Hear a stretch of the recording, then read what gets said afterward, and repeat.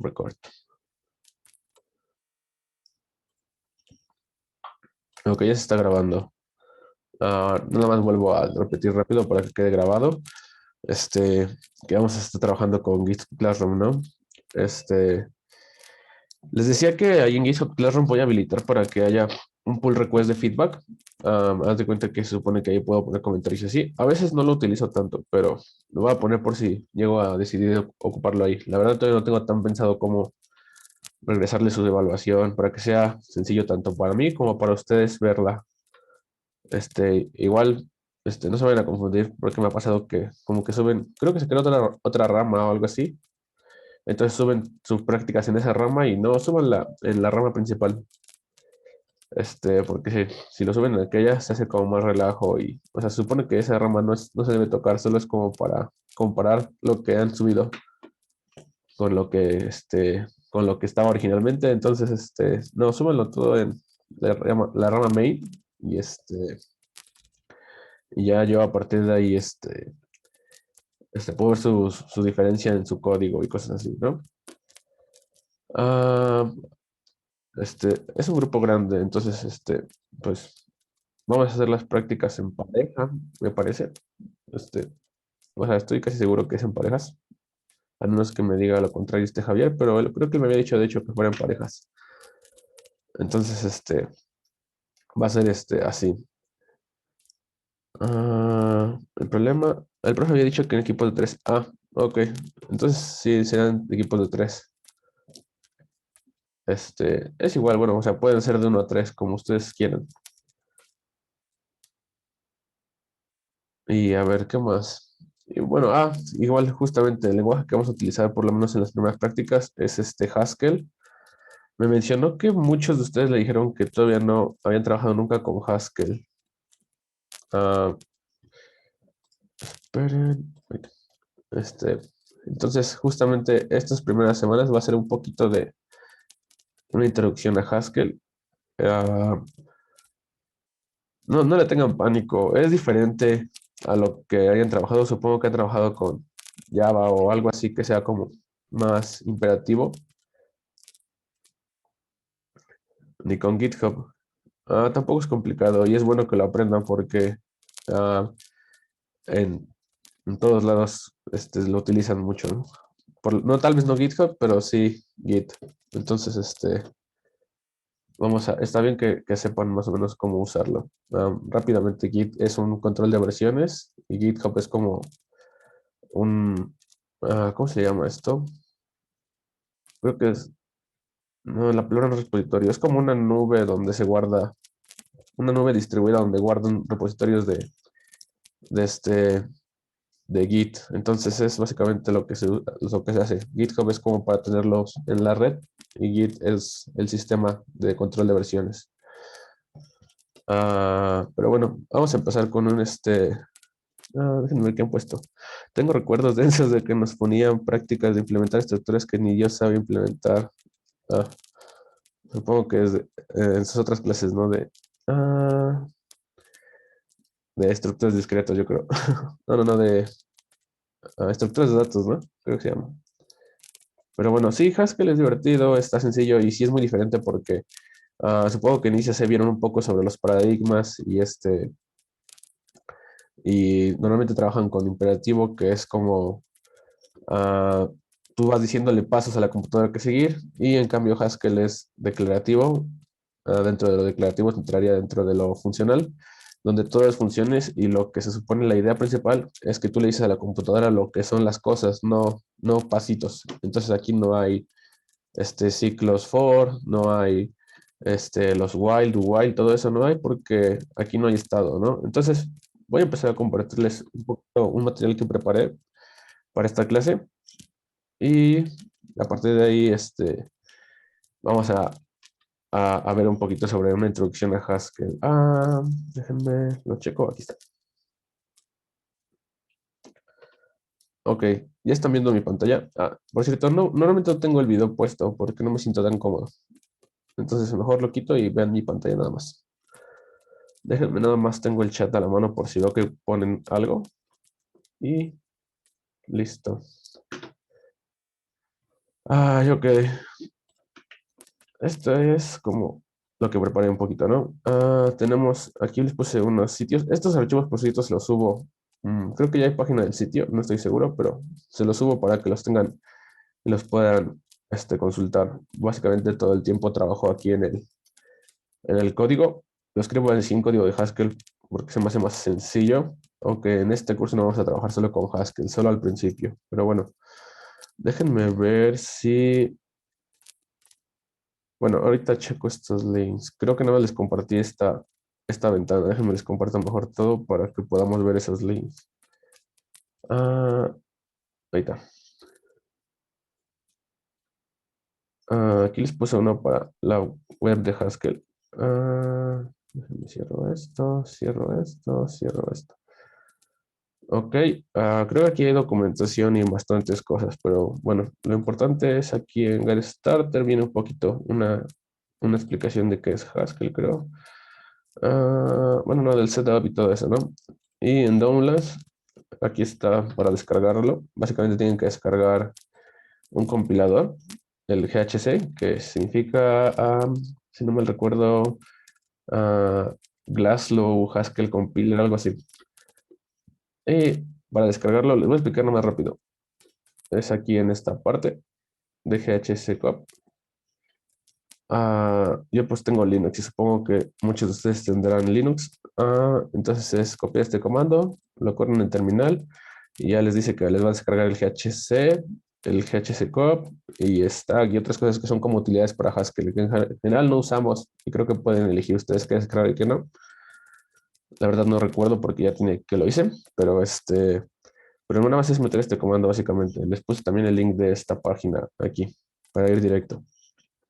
Entonces, bueno, aquí les puse así como un texto de qué es Haskell y básicamente es un lenguaje puramente funcional, como les decía. Ah, y aquí lo que les decía, ¿no? En los imperativos, dándole instrucciones de secuencia al computador, ¿no? En un Java de la vida o en un C, tú les vas dando instrucciones de, tengo una variable, vale este valor, entonces después vamos a ir actualizando este valor o cosas así. Eso no existe en Haskell, justamente en Haskell no hay estado, por así decirlo. Eso lo van a ver más a fondo en su curso de lenguajes, pero ahorita es importante que lo conozcan por lo menos por arriba para que sepan cómo programar en Haskell, ¿no? ¿Qué es lo que vamos a ocupar, ¿no? Entonces, aquí no hay secuencias ni hay un estado, o sea, no lo podemos cambiar. Todo es siempre, o sea, si tú dices que una variable es algo, esa variable siempre va a ser eso. Ah, Justamente lo que les decía de que expresamos todo en forma de funciones, queriendo decir cómo son las cosas.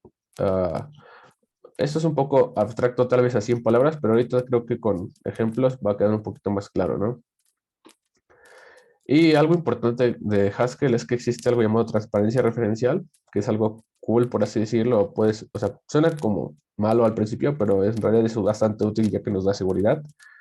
Y es que si una función es llamada dos veces con los mismos parámetros, siempre obtendremos el mismo resultado. Am, por ejemplo, en los lenguajes orientados a objetos o secuenciales, tenemos estado, entonces puede que el resultado sea distinto, que le pasemos los mismos parámetros. E igual puedes pasar variables y las variables no siempre van a significar lo mismo, entonces ahí puede cambiar. En cambio en Haskell, pues no, en Haskell las funciones siempre van a dar lo mismo, ¿no? Ah, es perezoso Haskell, con eso me refiero a su evaluación. No va a evaluar algo hasta que sea realmente necesario. Entonces, no tengo un ejemplo ahorita a la mano, pero imagínense que tiene una operación grande, pero tienes un if. Sí hay ifs en Haskell, por suerte, y hay como guardas y todo. Ahorita vemos lo que es una guarda, que es como ifs anidados, básicamente. Pero o sea, si en un if tienes de un lado una operación súper compleja, pero solo vas a ocupar lo que está del otro else, esa operación nunca se resuelve porque solo se ocupa lo que está en el else, ¿no? Ese es un ejemplo de qué me refiero con perezoso. Igual, variables, si no las ocupas, o sea, imagínate que tienes una asignación a una variable que ocupas en varias partes del código, pero por alguna razón tu función no la va a ocupar en ese momento, entonces esa variable se queda como variable hasta que se ocupa, ya la resuelve. Entonces eso se refiere con perezoso. Tipificado estáticamente, Eso se refiere a que todas las expresiones de Haskell tienen un tipo. O sea, ahorita vamos a ver los tipos, justamente aquí está esta parte. Esto creo que está mal escrito, ahorita lo checo, lo corrijo y lo subo, pero bueno. Todo tiene un tipo, o sea, ya sea entero, booleano, básicamente los tipos que conocen. Ahorita vemos un poquito más a detalle, pero todo tiene un tipo. O sea, no solo los números, pues son, por ejemplo, enteros. Pero, por ejemplo, si tenemos la expresión 9 igual a 8, esta es la comparación de igualdad, el operador que hay en Haskell para eso. Esta expresión completa sería de tipo bool, ¿no? Aunque cada parte tiene su tipo también, o sea, este 9 es el tipo entero, por ejemplo, el 8 es igual a un int, pero ya la expresión completa tiene igual tipo. A eso se refiere con tipado estáticamente. Eso es cool, ya que muchos errores nos da desde tiempo de compilación, ¿no? Ah, entonces, nos ahorramos, nos podemos evitar, bueno, más bien nos damos cuenta de los errores desde el tiempo de compilación y pues eso nos ayuda bastante. Otra cosa importante es que tiene inferencia de tipos, ¿no? En Java, por ejemplo, cuando tú declaras una variable, tienes que poner int a igual a 4, algo así, ¿no? Declarando exactamente que esta va a ser de tipo entero, ¿no? En cambio, en Haskell puedes poner a igual a 4 y aunque no pones que es de tipo entero, a esta variable se le va a asignar ese tipo internamente a la hora de compilar. Esa es la diferencia de tipos. No tienes que poner explícitamente de qué tipo es cada cosa. Sí se puede hacer, pero no es necesario, ¿no? Ah, y bueno, justamente les decía que el GHC es el compilador de Haskell, ¿no? El que vamos a estar utilizando. Ya les puse el link para instalarlo. Se utiliza esta cosa de GHCOP, que es como, es como un manejador de paquetes, me parece, para Haskell. Entonces, ahí mismo instalas el GHC. Y bueno, empecemos un poquito con los tipos de Haskell. Yo les había dicho que era tipado estático y y que tiene diferencia de tipos. Eso no lo voy a repetir porque ya más o menos expliqué qué es. Otra cosa interesante que es, bueno, no interesante, pero que es importante, es que los tipos comienzan con mayúsculas, ¿no? O sea, por ejemplo, aquí tengo unos ejemplos de tipos, int, integer, float, double, bool y char, todos empiezan con mayúsculas. Igual cuando ustedes creen sus propios tipos, tienen que empezar con mayúsculas, ¿no? Aquí dice, control Z. Básicamente, pues los int son los números enteros, integer son como enteros, pero un rango más grande me parece, float son flotantes con precisión sencilla, double, pues ya más o menos saben qué es, bool son para expresiones booleanas y char para caracteres, ¿no? Y aquí les pongo como ejemplitos de esto. Este programa es de Haskell y funciona, ¿no? Por cierto, los comentarios, se me olvidó decirlos, todos estos son comentarios, van con dos guiones y comentarios de varias líneas van con llavecita y guioncito. Y todo esto pues son comentarios de un archivo de Haskell, ¿no? Esto se puede compilar si quieren a GHC. Bueno, ya con su compilador instalado y todo, se van a la terminal y solo, ay, perdón, control C. Solo lo compilan, ¿no? Ponen GHCI para que sea en modo interactivo. O sea, pueden crear o sea, utilizar las expresiones del lenguaje en terminal, ¿no? Ahorita vamos a ver más a detalle qué es eso. Bueno, ahorita vamos a ver el ejemplo más bien de qué es eso. GHCI y el archivo, ¿no? Que es intro.hs. Me va a aparecer unos warnings. Ahorita más adelante sale por qué, pero ahora no compilo esta cosa, se quedó cargando. Estos son los warnings que les decía. No le vamos a hacer mucho caso ahorita. Es para otra parte de la explicación. Pero, por ejemplo, aquí definí esta de ej1, esa variable. Y si la mando llamar, me dice que es true, bueno, justamente lo que le había puesto, ¿no? Y algo interesante es que con dos puntos T podemos ver el tipo de esa expresión y justamente me dice que ej1 es de tipo bool, ¿no? Entonces, estos dos puntitos, bueno, cuatro puntitos que aparecen, es cómo declarar un tipo en Haskell. Básicamente dice ej1 es de tipo bool, o sea, se puede leer como es de tipo, ¿no? Los cuatro puntos seguidos, ¿no? Nosotros podemos usar esa expresión dentro de mi lenguaje, ¿no? Por ejemplo, si pongo ej1 y lo pongo así, estoy diciendo que voy a tener una variable ej1 y que va a ser de tipo bool. Lo voy a dejar así para que quede como en el ejemplo. Ah, si veo EJ2, pues es esa A. Igual veo su tipo. Es de tipo sharp. Es un carácter con comillas simples. ¿Sí están viendo o sí se trabó? ¿Me escuchan? Ya se escucha. Ok, les decía que con estos dos puntos podemos ver el tipo de una expresión, ¿no? No tiene que ser una variable en específico, ¿no? Por ejemplo, lo que les decía hace rato de, lo voy a poner entre paréntesis 9 igual a 8. Y justamente nos dice que esa expresión completa es de tipo bool. Esto era lo que les decía del modo interactivo. Si se dan cuenta, aunque no tengo ningún programa definido así tal cual, estoy conviviendo con las funciones que yo definí, las variables que definí. Hay funciones aquí también, no solo que no las... bueno, aquí hay una función, por ejemplo. Ahorita la utilizamos si quieren. Pero ese es el modo interactivo. Se entra con GHC y ya el nombre del archivo que vayas a cargar. Ahora vamos a ver el tipo de ejemplo 3, J3. Y si se dan cuenta, parece como que es de char, pero con estos corchetes.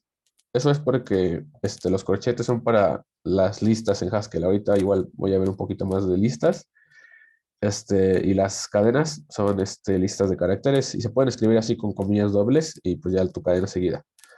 Entonces, las cadenas son tipo, son listas de caracteres, eso es importante, ¿no?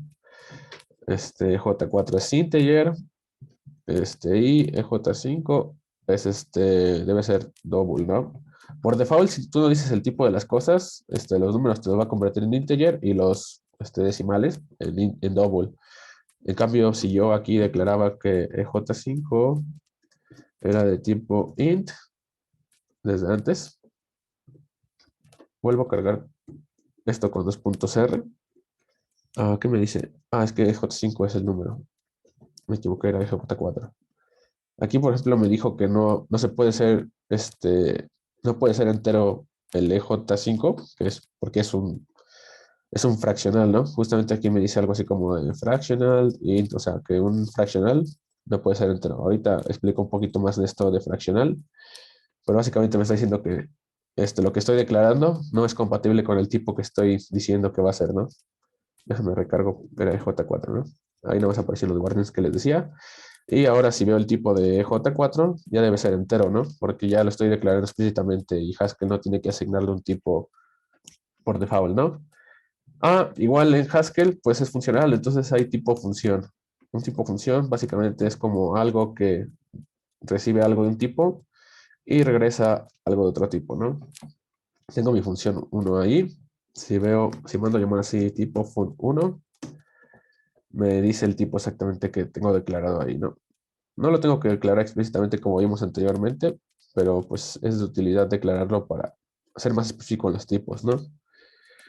Si no lo tuviera esto, me parece que diría que es de tipo integer a tipo integer o algo así. O me daría algo más general que eso. A ver.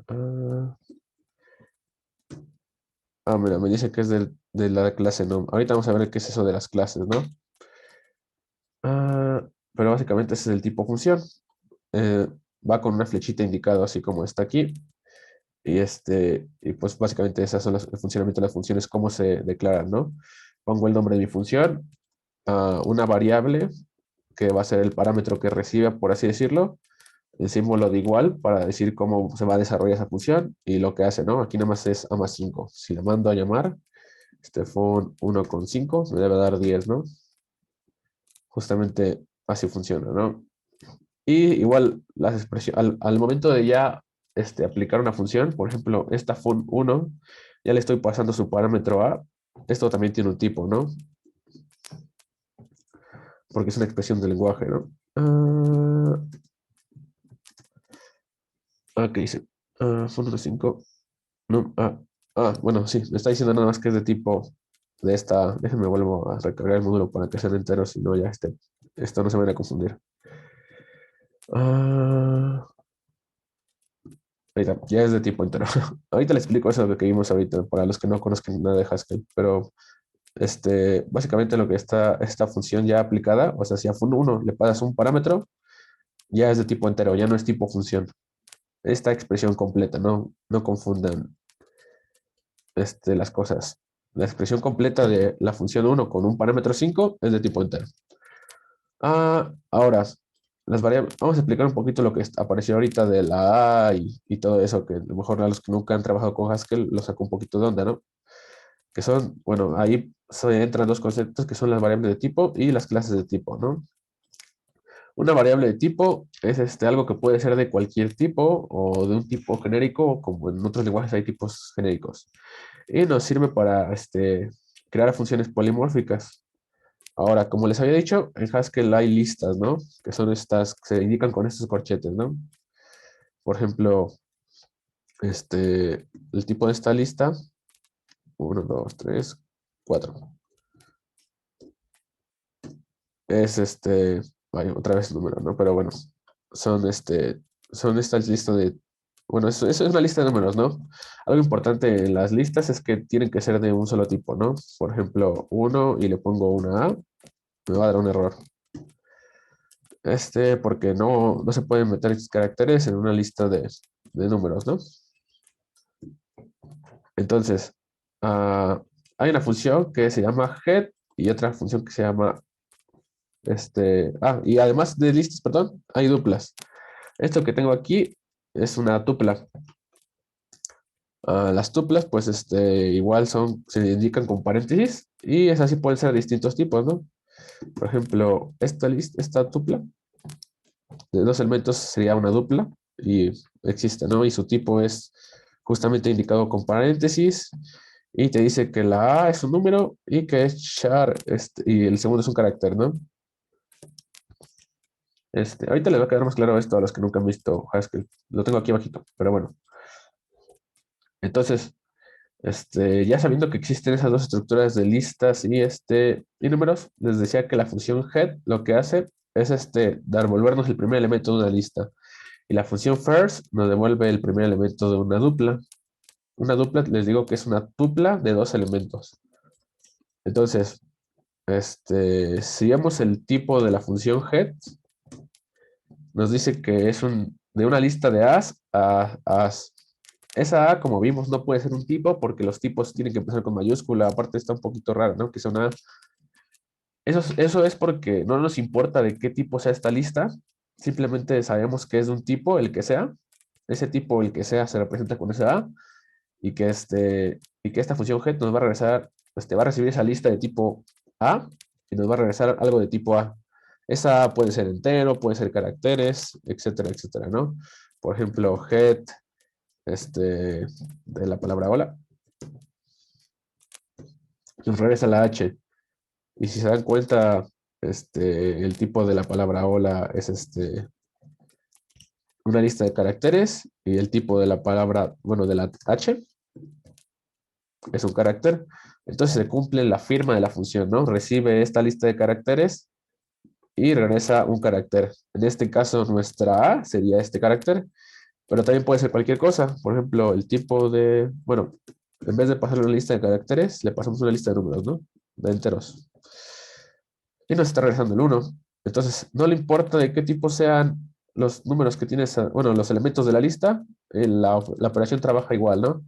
Igual la función first, first, dos puntos T de first, es recibe una dupla, con dos tipos distintos, no nos importa cuáles sean, y regresa algo del tipo del primer elemento. First nos regresa el primer elemento de una dupla, ¿no? Entonces, por ejemplo, first de 1, 2, nos va a regresar el 1. Funciona. First de una A y un 2 nos va a regresar la A. Funciona perfectamente. Aquí, si se dan cuenta, estamos utilizando dos variables de tipo, ¿no? La A y la B. A y B pueden ser cualquier tipo, como ya lo vimos. Pueden ser del mismo tipo, como en este caso, que tenemos la dupla 1, 2, o pueden ser de distinto tipo. Lo único que nos indica es que no hay, o sea, que son diferentes variables, es que no se casa con que sea de este mismo tipo. O sea, por ejemplo, la A y la A acá, eso significa que esos dos tipos tienen que ser el mismo. Esta B puede ser diferente o el mismo, indistintamente, ¿no? Entonces, eso es una variable de tipo. Ahora, otra cosa que nos dan esas variables de tipo son las clases de tipo. Estas clases, si han trabajado con Java, se puede decir que son una especie de interfaz. No son como no tienen nada que ver con las clases de Java ni nada de eso. Más bien son como parecidas a las interfaces. Ya que si un tipo es miembro de una clase, nos da un comportamiento. O sea, soporta ese comportamiento y lo implementa. Ahorita vamos a ver a qué se refiere.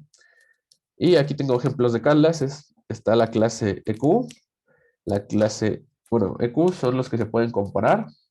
La clase ORT, que tienen un nombre. Las clases show, que se pueden ver en terminal o se pueden representar como cadenas, por así decirlo. La clase enum, que también tiene como un orden igual, bounded, que es que está acotada por arriba y por abajo, o sea, tiene un mínimo y un máximo. La clase num, que es un número, sea el que sea. Y bueno, por ejemplo, integral, este, son números decimales, ¿no? La clase num contiene también a los integrales. Y aquí les pongo un ejemplo de una función.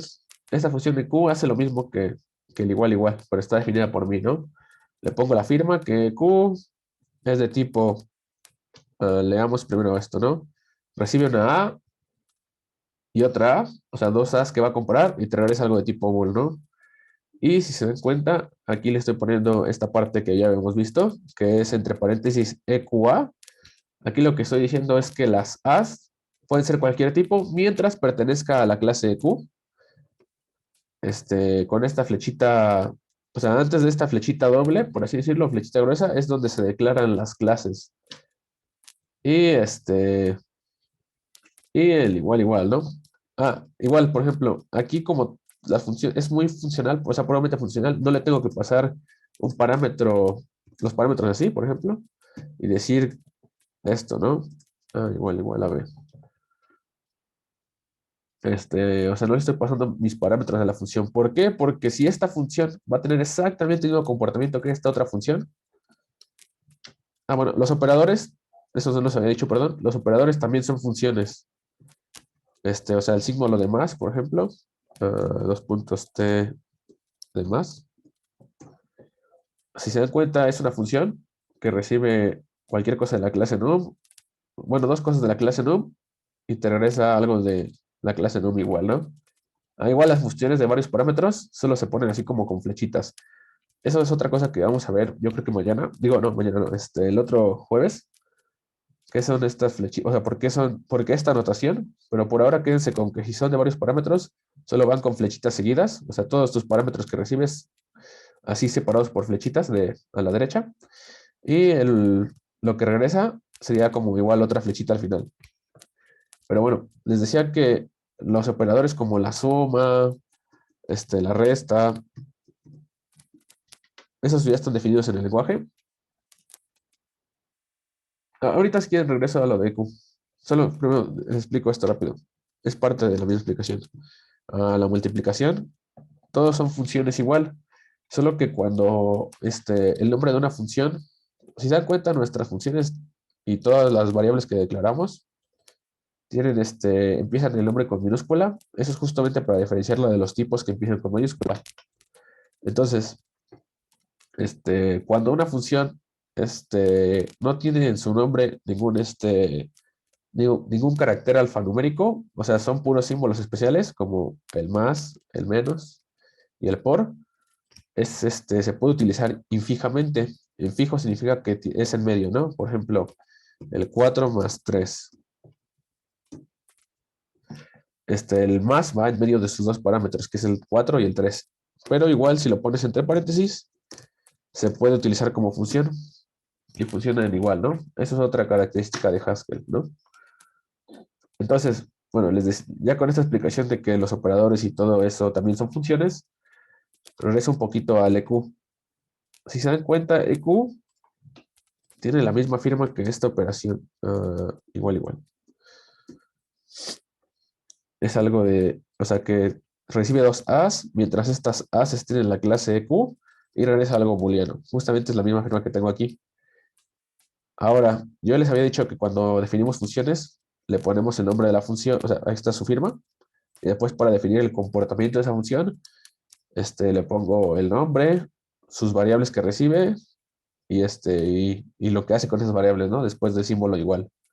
Si se dan cuenta, al definir el Q, solo estoy poniendo el nombre, no le pongo ninguna de las variables que recibe, el igual, y aquí le estoy poniendo que bueno, el símbolo de igual, igual. O sea, ahí lo que estoy diciendo es que esta función de Q tiene exactamente el mismo comportamiento que esta función de igual, igual. Entonces, no es necesario poner las variables. O sea, esto es equivalente a poner esto. Q a B es igual a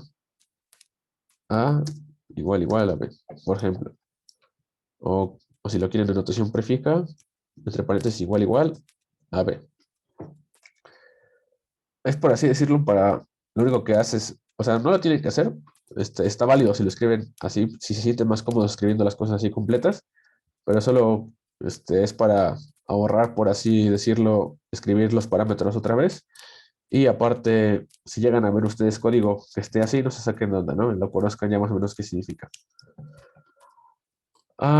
Entonces, justamente las clases lo que nos dan es ese comportamiento, ¿no? Por ejemplo, los que pertenecen a la clase de Q son ¿y cuál sería el propósito de hacer esa función?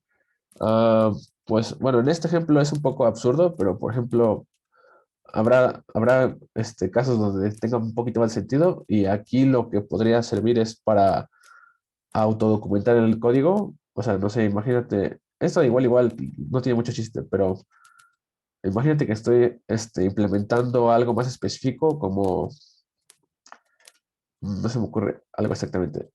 O sea, estoy implementando algo que va orientado a cierto tema, ¿no? Y la igualdad, en ese tema se le suele llamar, no sé, este, similitud, no sé. Entonces yo para autodocumentar mi código le pongo eso. O sea, es un ejemplo nada más, pero sí hay funciones donde tienen más chiste todo eso. Y generalmente funciona para, pues, darle un poquito más de sentido, que las personas lean tu código y después vean, es que esta función es más claro lo que hace. O alguien que no conoce nada de programación, pues el símbolo igual, igual, a lo mejor no sabe para qué sirve, pero si le pongo, es igual, va a decir, esto lo que está diciendo es que son dos cosas iguales, ¿no? O sea, básicamente para eso sirve, ¿no?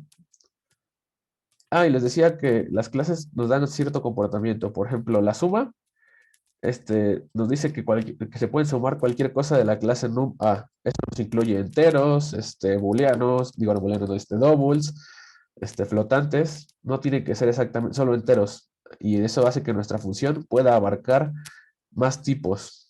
Tal vez nuestra función no es como la de head, que, que no importa qué tipo sea, puede trabajar, pero sí tiene más de un tipo incluido, ¿no? O sea, si, imagínate que tuviéramos que definir una suma para, para enteros, una suma para flotantes, una suma para integers, una suma para doubles, o sea, sería como repetir cosas y no tiene sentido, ¿no? Mejor encapsulamos todo dentro de esa clase. Por ejemplo, si volvemos a tener, si tenemos nuestra función esta de fun1, que era de tipo entero a entero, la podemos mejorar, ¿no? Porque solamente le queremos, o sea, si le pasamos algo que no sea entero, no va a funcionar. A ver, déjame limpiar esto. Por ejemplo, fun1 con 2.3, 2.4, no funciona. Cuando va esta cosa también perfectamente le querríamos sumar 5 y debería funcionar, ¿no? Entonces, si volvemos a definir nuestra función acá, y en vez de ponerle que sea entero, le ponemos que sea de la clase A y que sea de A, recargamos nuestro archivo y ya funciona perfectamente. Entonces, así podemos hacer funciones más generales este, y abarcar como más tipos, no solo uno. Para eso sirven las clases de tipos, ¿no? Ah, ahora vamos a ver un poquito más en detalle. La A es A nuestra elección o puede ser poner cualquier letra. Sí, se puede poner cualquier letra. De hecho, ni siquiera tienen que ser letras. Generalmente se usa A por convención, pero por ejemplo, creo que puedo poner cualquier cosa. ABC, ABC, ABC.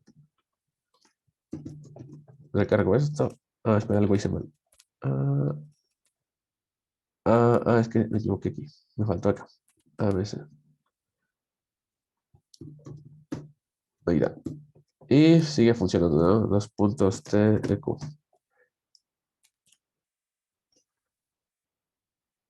Ajá, se puede poner un B, no, cualquier cosa.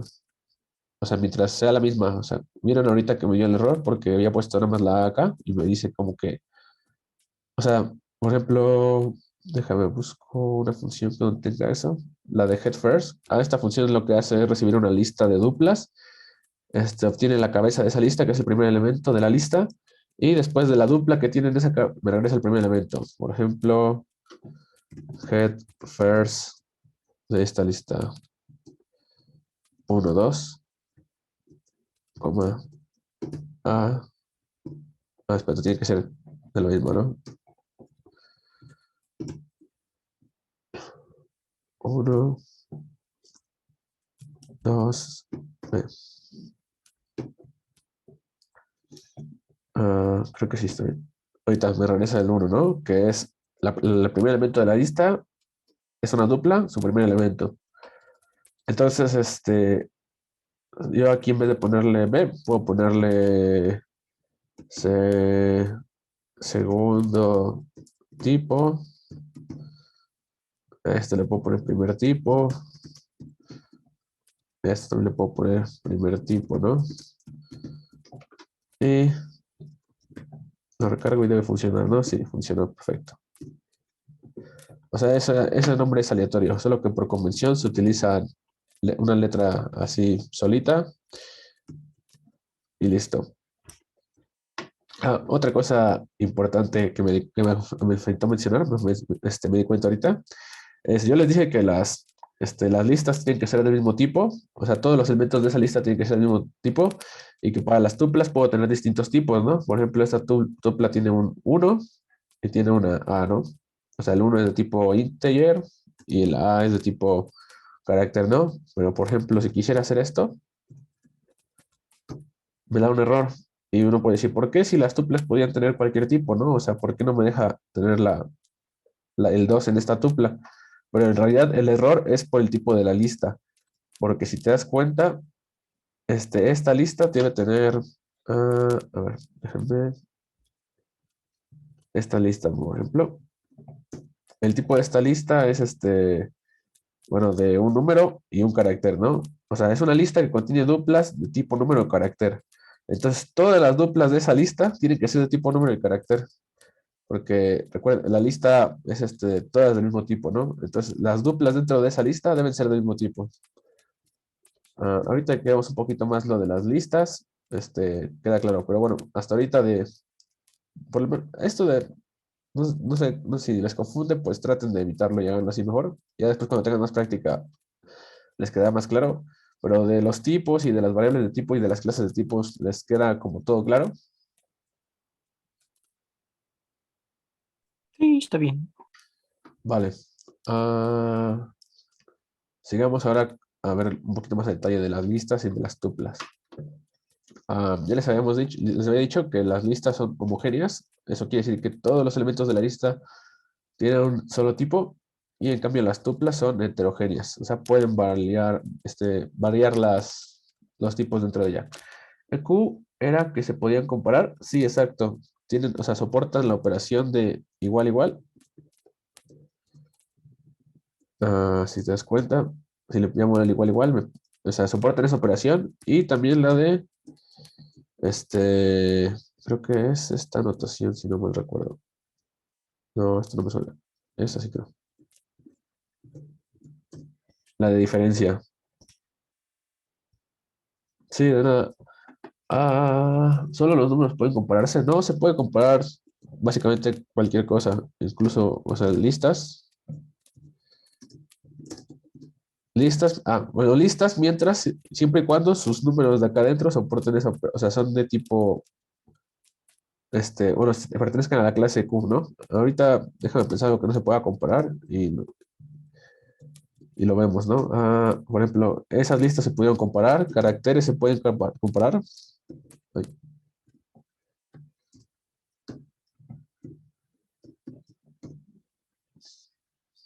Este, ¿qué más? Booleanos. Creo que también. Me faltó un espacio. No sé por qué estoy escribiendo bool. Ahí está. O sea, son muchas cosas las que se pueden comparar, no solo números. Y les decía que en las listas, este, o sea, se pueden comparar las listas, pero para que se puedan comparar, los elementos dentro de la lista deben poderse comparar. Ah, ahorita creo que no se me ocurre ningún tipo que no se pueda comparar. Creo que hasta los tipos de función se pueden comparar, si no mal recuerdo. A ver, voy a ver si se puede comparar. Q igual, igual. ah, igual, igual. No, no se pueden comparar. Creo que no. No, distance, EQ. Ok, parece ser que las funciones no se pueden comparar. Entonces,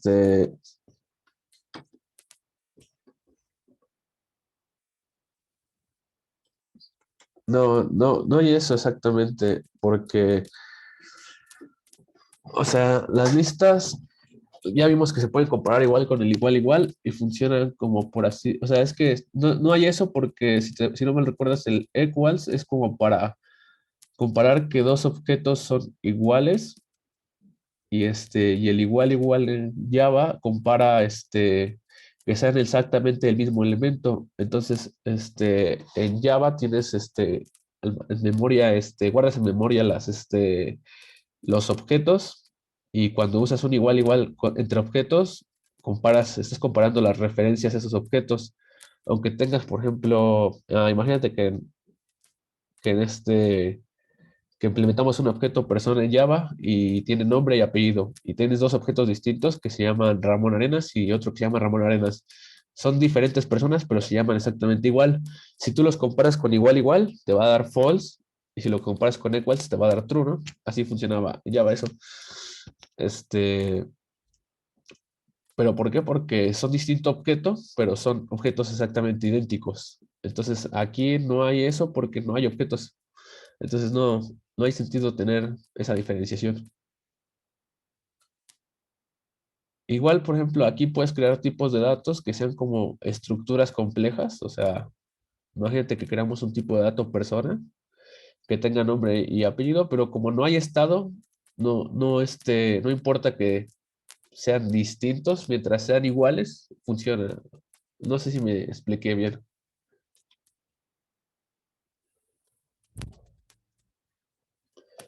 Vale. Y justamente, ahorita no se me ocurrió nada que o sea, que no se pueda comparar.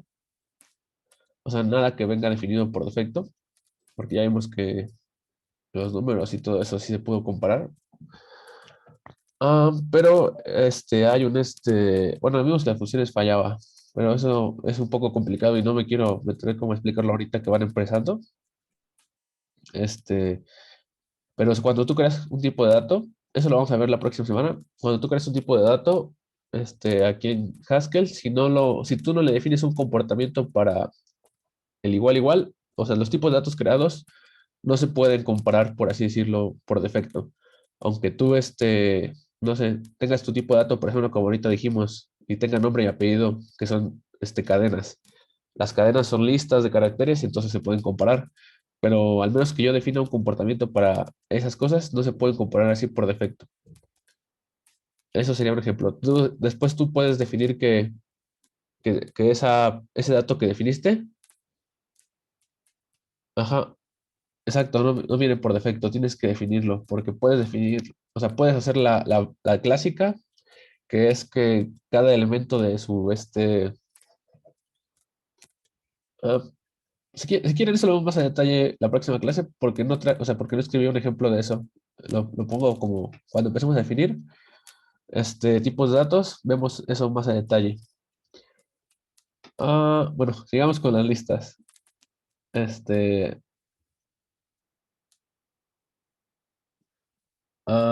Tienes que guardar el comparable. Es como una interfaz, ¿no? Bueno, justamente, bueno, no hay que meternos tanto allá, va, porque ni lo vamos a usar en el curso, entonces mejor sigamos. Y tampoco creo que sea, o sea, no me quiero meter como en aspectos tan técnicos de Java porque no quiero darles información errónea ni nada. Ah, pero bueno, sigamos con lo de las listas, ¿no? En Haskell son súper importantes las listas, o sea, las utilizamos para muchas cosas. Y se les había dicho que tenían que ser todos los elementos de la lista del mismo tipo, ¿no? Por ejemplo, aquí tengo dos listas, L1 y L2. Vimos que las cadenas son listas de caracteres, ¿no? Y si vemos el tipo de L1, es una lista de enteros, y el tipo de L2 es una lista de caracteres, ¿no? Ya habíamos visto que si quisiera definir una lista 1, 2, 3, 4, 5 y un carácter por aquí colándose, me va a dar el error porque ese carácter no puede pertenecer a una lista de números, ¿no? Entonces, es importante que sean del mismo tipo, ¿no? Igual ya vienen muchas operaciones predefinidas para listas, como es este más, que es la concatenación, este simbolito doble de interrogación, que es para darme el elemento en un índice, head, que es para obtener el primer elemento, tail, que es para obtener el, o sea, todos los elementos de la lista menos el primero, last, que es para obtener el último elemento. Entonces vamos a ver como un ejemplo, si le aplico, bueno, aquí tengo un ejemplo L3, ¿no? Es la lista esta que dice Ramón, espacio, concatenado con arenas, ¿no? Y si se dan cuenta, lo mando a llamar. El acento dio ese error. Déjenme lo quito para.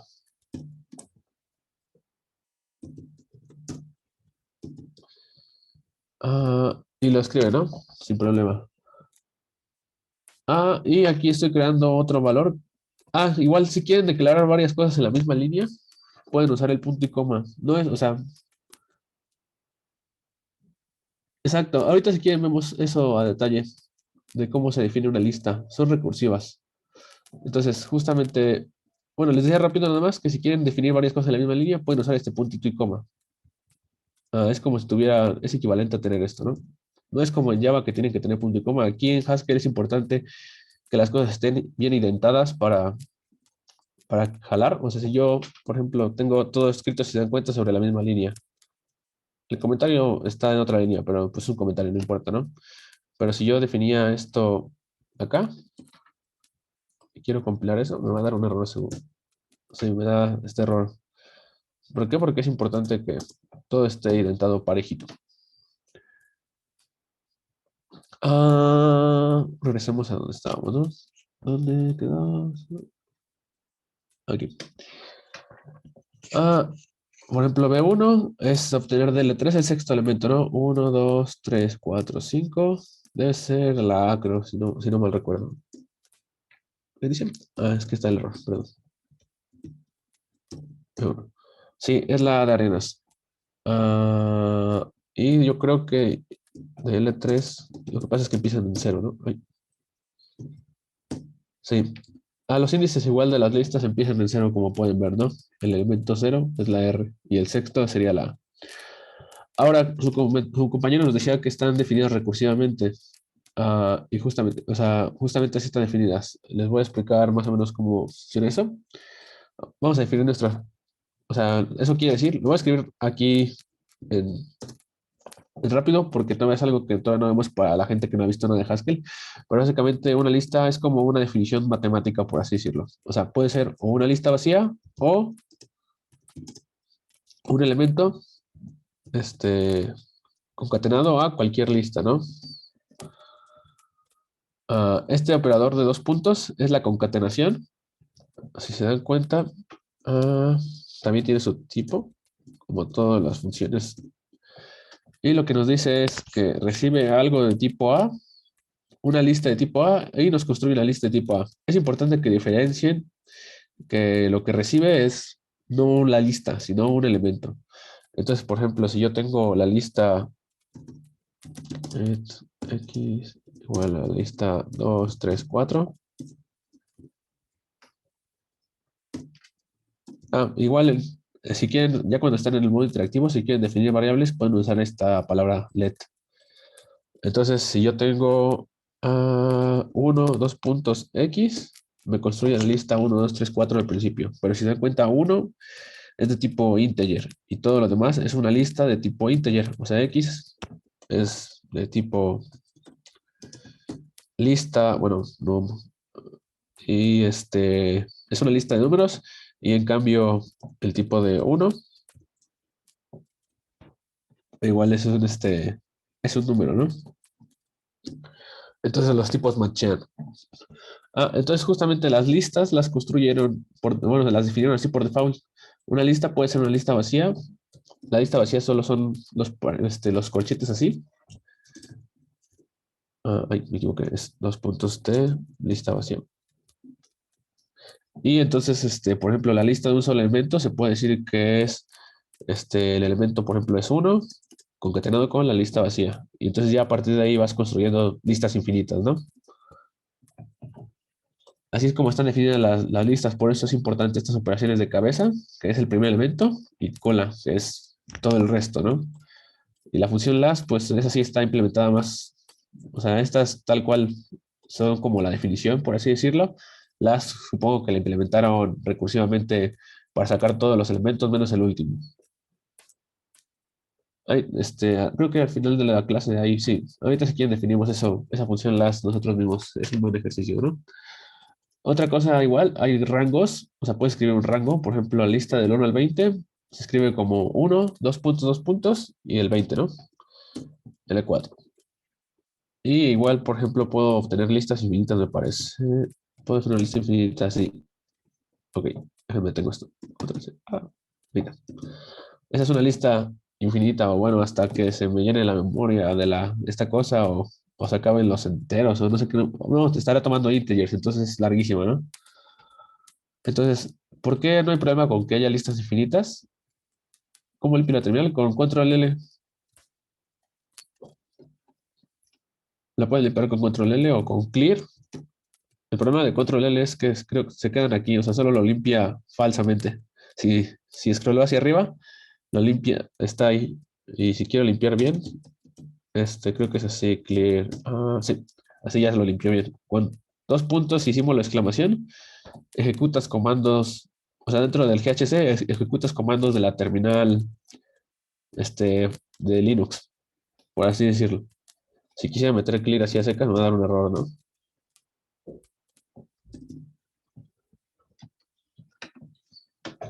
Entonces, si quiero definir rangos, puedo hacer esto. Y hay algo muy cool llamado listas por comprensión, que son igual como las que vemos en álgebra y así, ¿no? O sea, si quiere definir, déjame pensar una definición, como matemática de eso. O sea, es como cuando dices las X, tal que X pertenece al conjunto de los números reales y aparte cumple esa condición, o sea, no sé.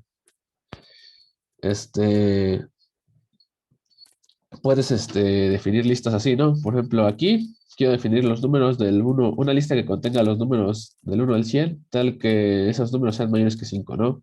O sea, tal vez es un poco tonta, pero si la, si la defino así, justamente me da lo que quiero, ¿no? Del 6 al 100, ¿no? Y aquí lo que digo es las X, tal que, esta rayita la puedo leer como tal que, aquí esta flechita hacia la izquierda es que esta X pertenece a este conjunto, o bueno, a esta lista. Las comas son para separar las condiciones que vas a tener. Si quieres más de una condición, vas poniendo comas o puedes poner igual operadores booleanos como AND y OR, como ustedes quieran. A ver, creo que sí con coma puedo poner más condiciones. X menor que 80. Recargo esto. Sí, justamente. Ya está lo medido del 6 al 79, ¿no? Si quieres poner las condiciones, puedes poner flechita o puedes usar símbolos de operadores booleanos. El ampersand es, creo que el i. ah, el ampersand es para el i. Espérate, no recargué esto. Y para el o, no les había dicho, es con dos rayitas así. Ese es el o de Haskell, ¿no? Réjame cómo estaba. Entonces aquí puedo poner así puedo definir estas listas por comprensión, ¿no? Por ejemplo, si quisiera todos los números que son pares del 1 al 100, puedo poner la función módulo, x y 2 igual a 0, ¿no? Módulo ya sabemos que es como el residuo, ¿no? Básicamente. Ah, sí era eso, ¿no? Y L5, todos los números pares, ¿no? Y como vimos ahorita con la lista del 1 y 2 puntos, hay listas infinitas, ¿no? Igual, por ejemplo, esta lista 6 es infinita, ¿no? Cycle lo que hace es repetir infinitamente una lista. Entonces la lista 1, 2, 3, 4 va a ser la lista 1, 2, 3, 4, 1, 2, 3, 4, 1, 2, 3, 4, ¿no? L6 y justamente, ¿no? Ah, ya, ahí está. ¿Por qué no hay problema que haya listas infinitas en Haskell? Justamente por lo que habíamos visto de que Haskell es perezoso. Ah, Este, entonces solo se utiliza, o sea, solo evalúa las cosas que necesita evaluar, ¿no? Por ejemplo, si tuviera, déjame pensar, si quisiera obtener los primeros 60 números pares, ¿no? L7, puedo definir esta lista, ¿no? Creo que es take 20 números pares, ¿no? Y la lista X, no, uno, esta lista. Pero en vez del 1 al 100 que sea del 1 al infinito, ¿no? Creo que sí es take la función que busco. A ver. ¿Qué me dice? Múltiples declaraciones of L7A. No. Bueno, yo las tengo que interrumpir con control C. Tendría que investigar bien si hay una función parecida a cycle que solo repita varias veces. O sea, en vez de repetirlo infinitamente, que lo repita 8 veces, ¿no? Le voy a poner L 100 porque no sé cuántas listas definir esto. Ahí está. L100. Y justamente, si se dan cuenta, aquí dentro de mi definición tengo una lista infinita, pero Haskell como no necesita definir, o sea, no necesita todos los elementos de esta lista, solo necesita tomar los primeros 20. Entonces, esta lista que es infinita, toda esta lista por comparación es infinita, ¿no? O sea, si copio y pego esto en la terminal, es una lista infinita, solo de puros pares. Entonces, Haskell precisamente no la evalúa toda, solo dice, a ver, dame el primero, dame el segundo, dame el tercero, así hasta darme el 20avo. Seguramente tiene alguna forma de tomar números al azar. Mm, Creo que hay una función para generar un número pseudo aleatorio en un rango. Tienes que darle un rango, eso sí. Este, si eso es a lo que te refieres.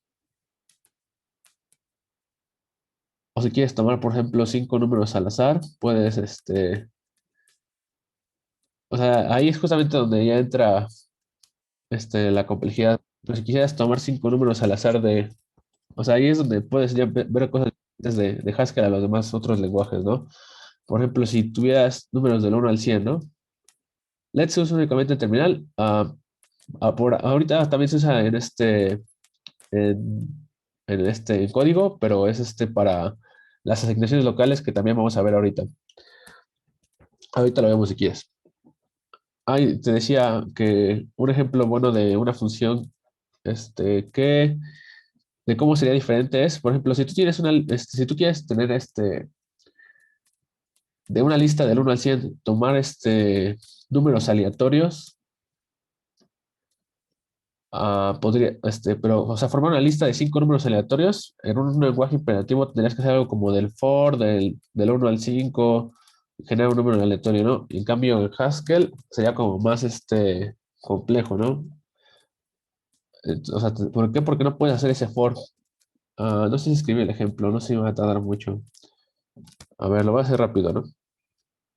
Le voy a poner 5 random.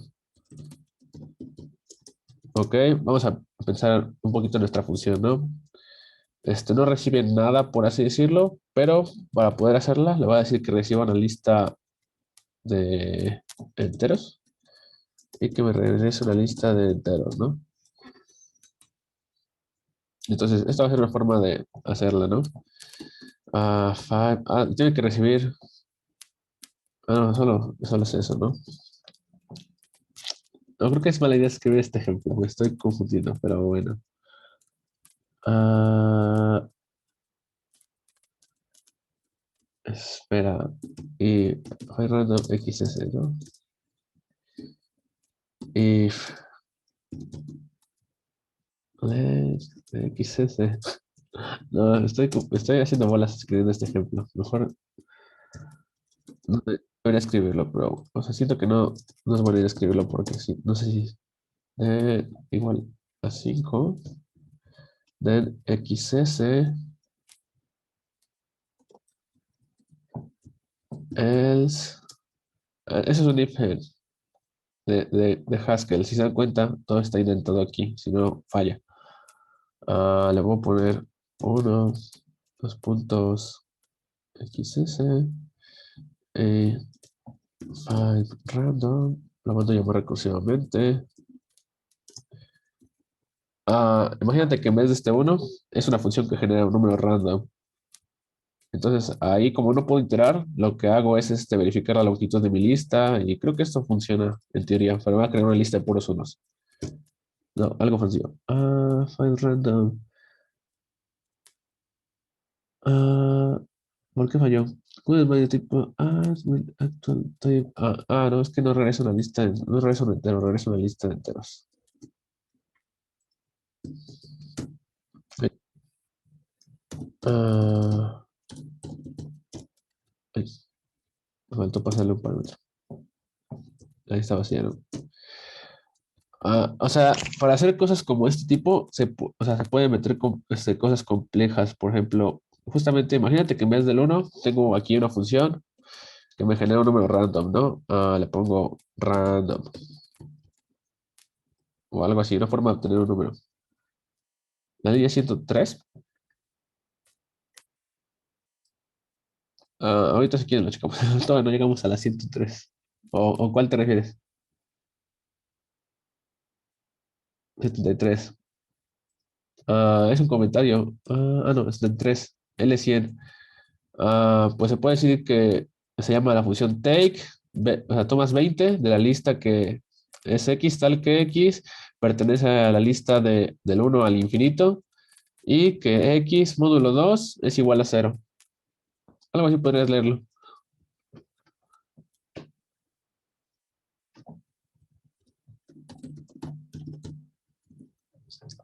O sea, te decía que, por ejemplo, o sea, en un lenguaje imperativo solo irías como iterando del uno al 5 y llamando esta función para llenar tu lista, ¿no? Y ya lista su lista. Y en cambio aquí en Haskell, como no puedes iterar, lo que estoy diciendo es simplemente tener esta lista que recibe como parámetro, que va a ser, por así decirlo, donde voy a ir guardando mi estado.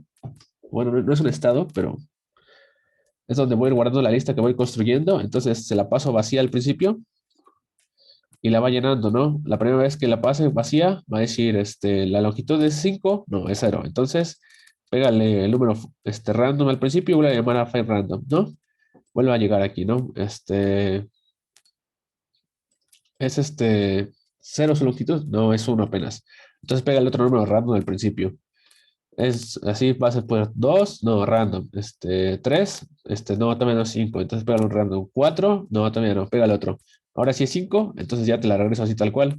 Esta lista, si te das cuenta, la estoy usando como acumulador, por así decirlo, para pasárselo como parámetro de función y generar algo distinto. Así ese tipo de cosas se hacen en Haskell, ¿no?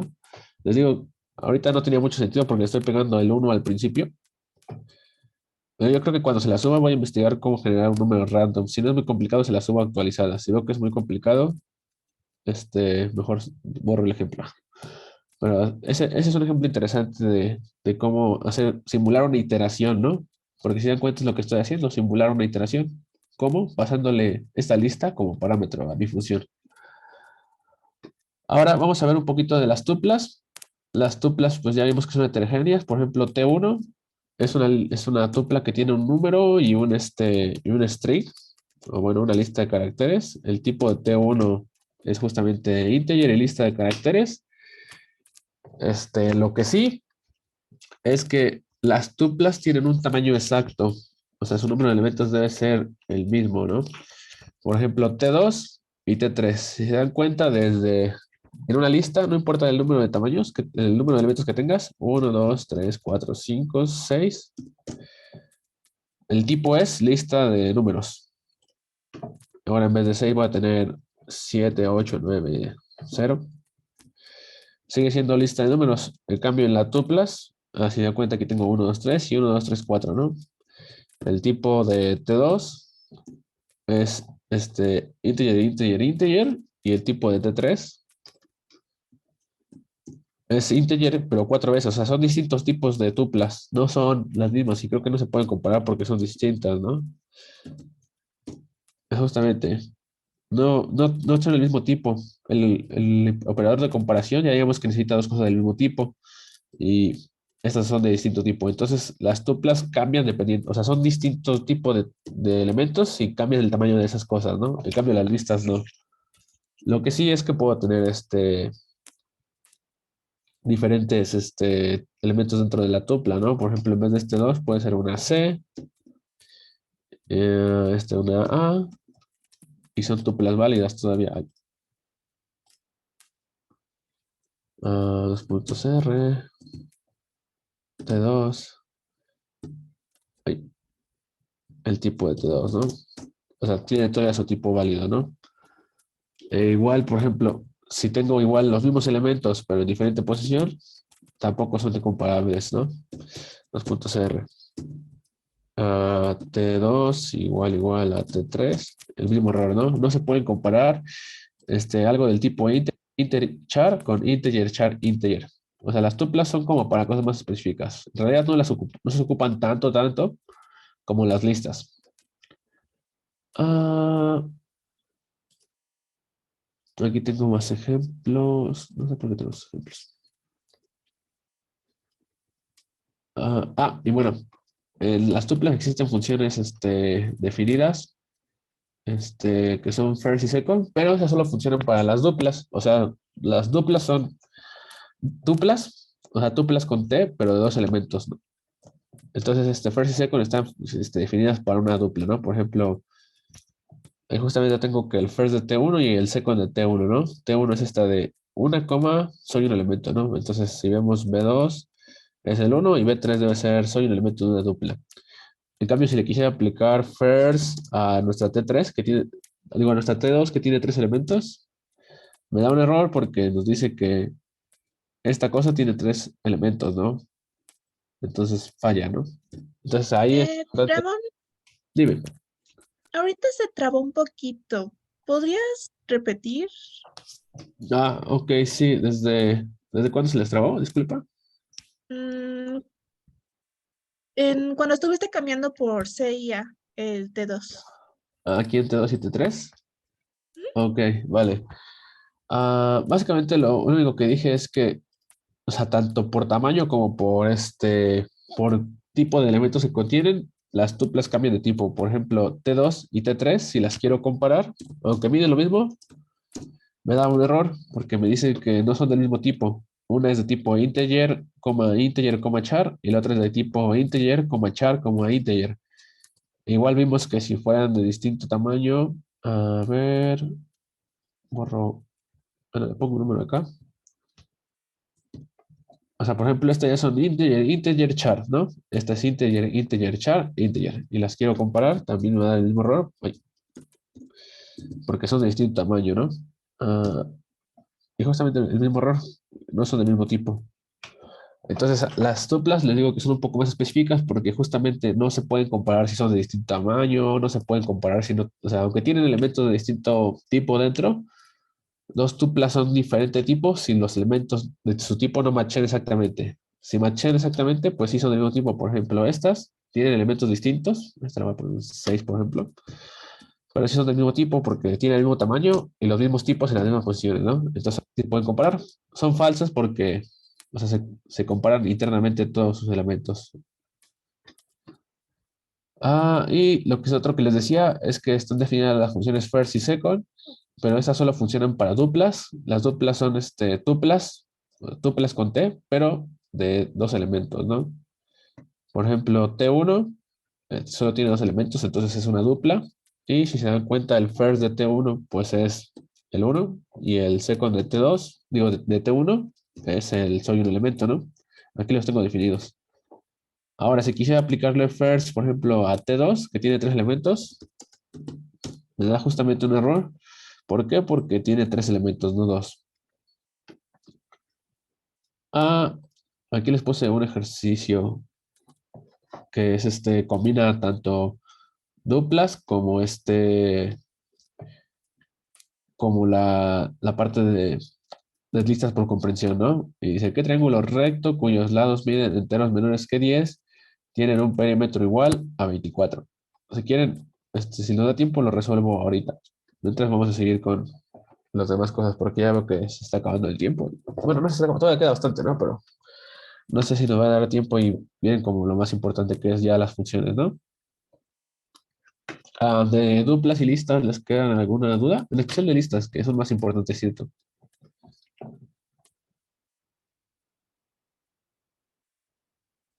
Ok, va. Sigamos entonces. Déjame hago más chiquita la terminal porque siento que le está quitando todo el espacio al texto. Ok, vamos a ver. Estamos aquí viendo funciones y ya definimos anteriormente funciones. Les dije que se define, por ejemplo, con el nombre de la función, su parámetro igual y su comportamiento, ¿no? Y aquí lo primero que quiero introducir es otra cosa importante que se llama pattern matching, o casa de patrones, ¿no? ¿A qué se refiere esto? Es que Haskell, cuando resuelve una función, va de arriba hacia abajo y va machando los patrones. Por ejemplo, aquí tengo esta función looky, ¿no? Que lo que hace es que si es un 7 te dice el 7 es de la suerte y una X cualquiera, dice lo siento, no es tu día de suerte. Entonces Haskell, por ejemplo, cuando mando a llamar esta función, looky con 8. Lo que va a hacer es empezar aquí, ¿no? Lucky 7. Esto no machea porque yo estoy recibiendo un 8 y esto es un 7, ¿no? Lucky X. Ah, X puede ser cualquier número, ¿no? O, bueno, cualquier integral. Entonces, este 8, machea aquí, entonces cae en este caso. Justamente si mando a llamar Lucky 8, me dice, lo siento, no es tu día de suerte. Y si mando a llamar Lucky 7, dice el 7 de la suerte. ¿Por qué? Porque siguiendo estos patrones de arriba hacia abajo y en el primero que queda, este, pues, gana, ¿no? Así decirlo. Igual, por ejemplo, bueno, este caso se me ocurrió ahorita, par o dos. Déjame copio esto para escribirlo.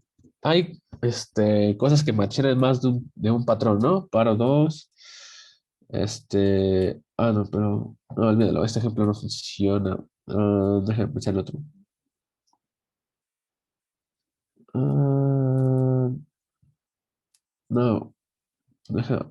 Bueno, mejor sigamos con el ejemplo normal porque ese ejemplo no funcionaba así. Una disculpa.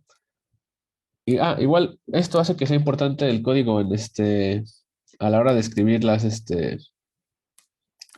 funciones, ¿no? Por ejemplo, aquí tengo este error en el orden y justamente, si se dan cuenta, cuando cargo el módulo, me dan unos errores, ¿no? Bueno, unos warnings. Así en moradito son como warnings. Que me dice estos warnings, warning, overlapping patterns. O sea que hay patrones que se sobreescriben, ¿no? ¿Por qué? Y bueno, me pueden decir aquí, ¿no? Un patrón es redundante, un pattern match es redundante, un pattern match es redundante. Esto justamente si se dan cuenta, Samey es de esta función de Samey. ¿Por qué? Porque aquí tengo una X, que X es el patrón más general, ¿no? O sea, aquí entra cualquier número y abajo tengo Samey 1, Samey 2, Samey 3, Samey 4. Entonces, justamente no importa que yo le pase a esto, Samey 1, ay, ¿qué dice? Variable name scope, Samey. Es que es con una mayúscula. No se agrega soporte para este número. Falla porque está más arriba este caso, entonces siempre van a caer en este caso. Cuando escriban funciones, tienen que dejar el caso más, tiene que escribirlos como de los casos particulares a los casos generales. Entonces, el caso más general, que es este último, se pone hasta abajo. A ver, terminal. Ahora vuelvo a cargar el módulo. Ya no me aparecen los warning para empezar. Y mando a llamar a Samy y funciona perfectamente, ¿no? Bueno, nos dice uno, que justamente es lo que tenemos aquí, ¿no? Entonces, eso es importante porque si ustedes ponen, si están viendo warnings de ese tipo como el que les aparecían ahorita, o sea, si se dan cuenta compila y todo, pero si nos manda el warning desde el principio de que hay algo está mal, o sea, eso significa que por lo menos uno de esos casos de acá abajo está cayendo en un caso de arriba, entonces no tiene sentido tenerlo.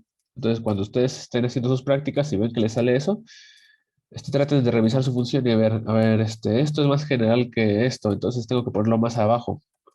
Cosas así, ¿no? Ah, y también, por ejemplo, puede haber casos donde los patrones no son exhaustivos. Por ejemplo, aquí está de shard name.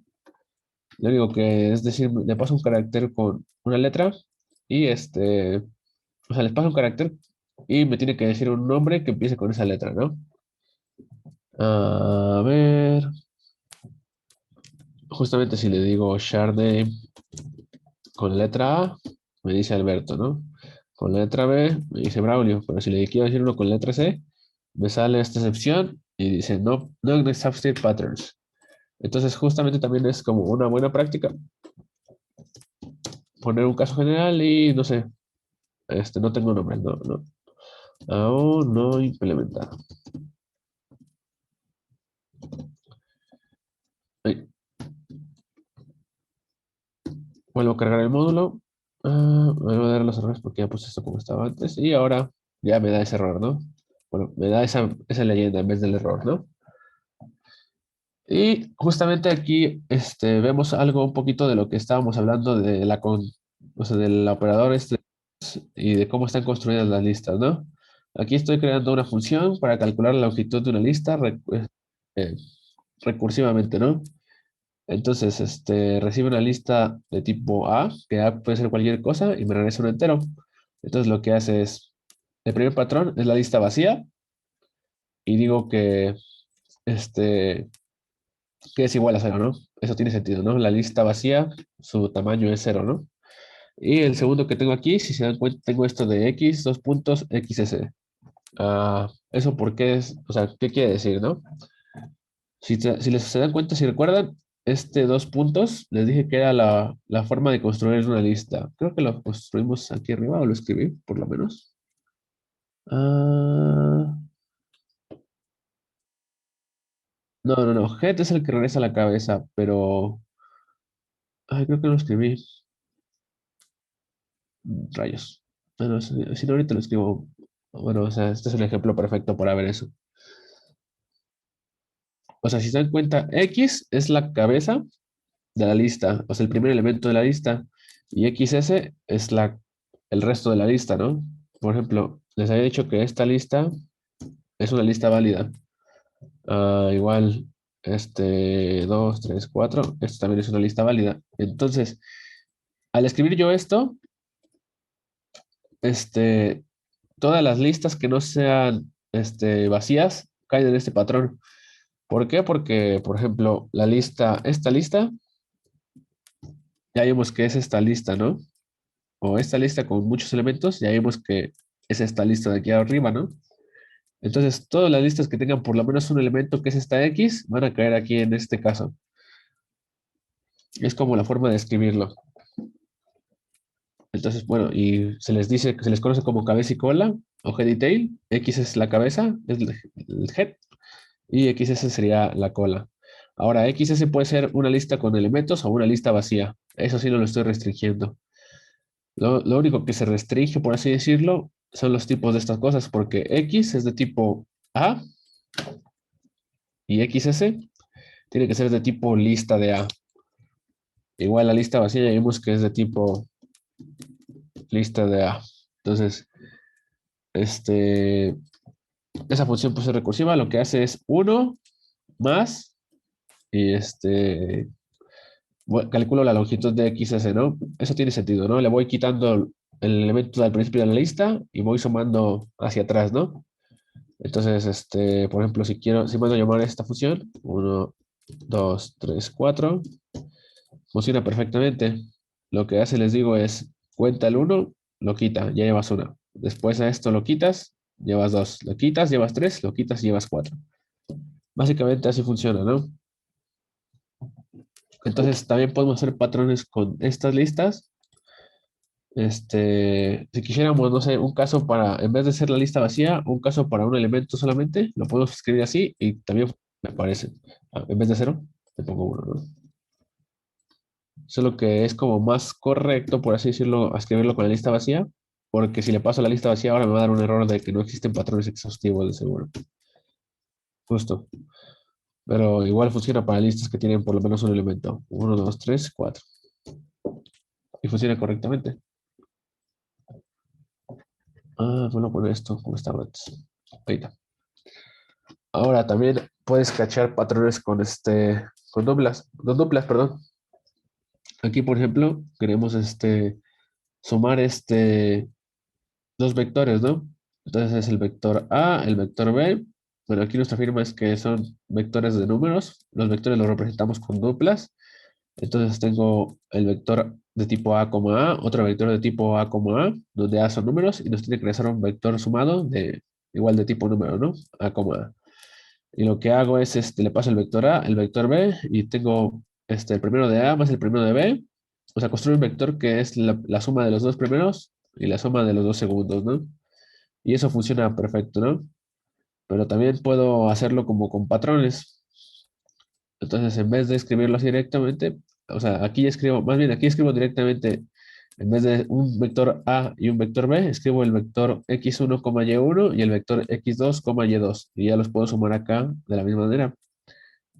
Y eso también funciona, ¿no? Es como escribir el patrón. Aquí, si se dan cuenta, puede decirse que restringo esto a que sea una dupla, pero eso está restringido desde la firma, ¿no? Entonces, este, no hay problema con que se restrinja, o sea, no tiene que haber un caso general como este de acá arriba, de A y B, porque los elementos de esto, por la firma de nuestra función, sí o sí, tienen que ser duplas. Entonces aquí ya estoy incluyendo todos los casos que hay. Entonces, esos son como la casa de patrones y cómo funcionan los patrones de en Haskell. ¿Hasta ahí todo claro?